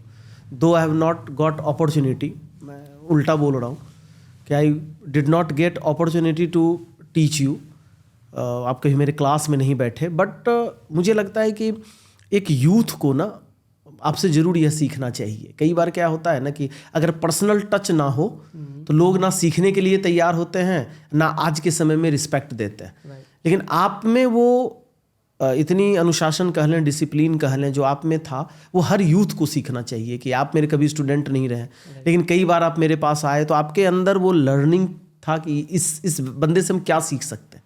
ये अगर मेरे फ्रेंड के टीचर हैं या हैं तो आप भी अपना ऑब्जर्वेशन जरूर ले रहे थे कि यहाँ हम क्या सीख रहे थे। तो पहला चीज़ तो ये सीखने की ज़रूरत है। दूसरा, नेचर, जो आपका नेचर है ये आपको बहुत आगे लेकर जाएगा। You should continue with that nature, जो आपका हम्बलनेस है, जो आप जेंटल हैं, या आपके अंदर जो वो मोडेस्ट है। मुझे लगता है कि मोडेस्ट होना चाहिए यूथ को, कम से कम वैसे जगह पर जहां आप कुछ सीख सकते हैं। नहीं तो अपने पैर पर कुल्हाड़ी मारेंगे आप। जैसे आप अगर मॉडेस्ट नहीं हैं, आप किसी सीनियर के साथ बैठे हैं, आप मॉडेस्ट नहीं हैं, तो you are going to lose. उनका कुछ नहीं जाएगा, they have done many thing in their life. तो दूसरा चीज़ ये सीखना है। तीसरा, सजेशन, वो क्या सीखना है ये मैं बोला। तीसरा जो है वो सजेशन यह है कि keep innovating in your work.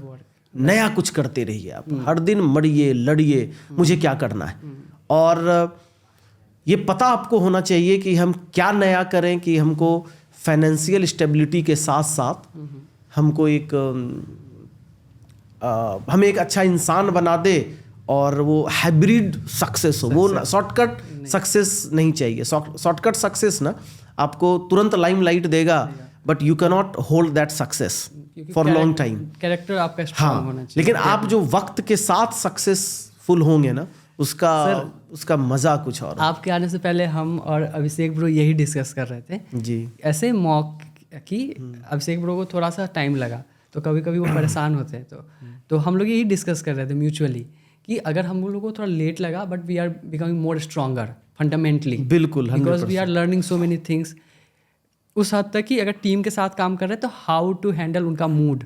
If you see कि अच्छा he is behaving a little differently, how to like. इसलिए मैंने कहा ना कि लर्निंग होनी चाहिए, जो आप में है। अब लर्निंग है, आप अच्छे ऑब्जर्वर हैं। दूसरा, इनोवेशन बहुत जरूरी है। फिर उसको रिपीट करूंगा मैं, इसका एक एग्जांपल भी लास्ट में आपको दे रहा हूँ। इनोवेशन इसलिए जरूरी है कि मैं आज इंग्लिश सबको बोलने में हेल्प करता हूँ, और मेरा सक्सेस रेशियो, मुझे पता है कि मेरा सक्सेस रेशियो बहुत ऊपर है, हाई है। मतलब अगर 1000 में एक भी रिजल्ट आ जाता है किसी को, तो उनको लगता है कि मेरा सक्सेस, मेरा 100 में 100 है। अगर 100 में 100 वैसे बच्चे, 100 में 100 का मतलब है कि अब जो पढ़ने वाले हैं, अब जो नहीं पढ़ेंगे तो उनका हम क्या कर सकते हैं।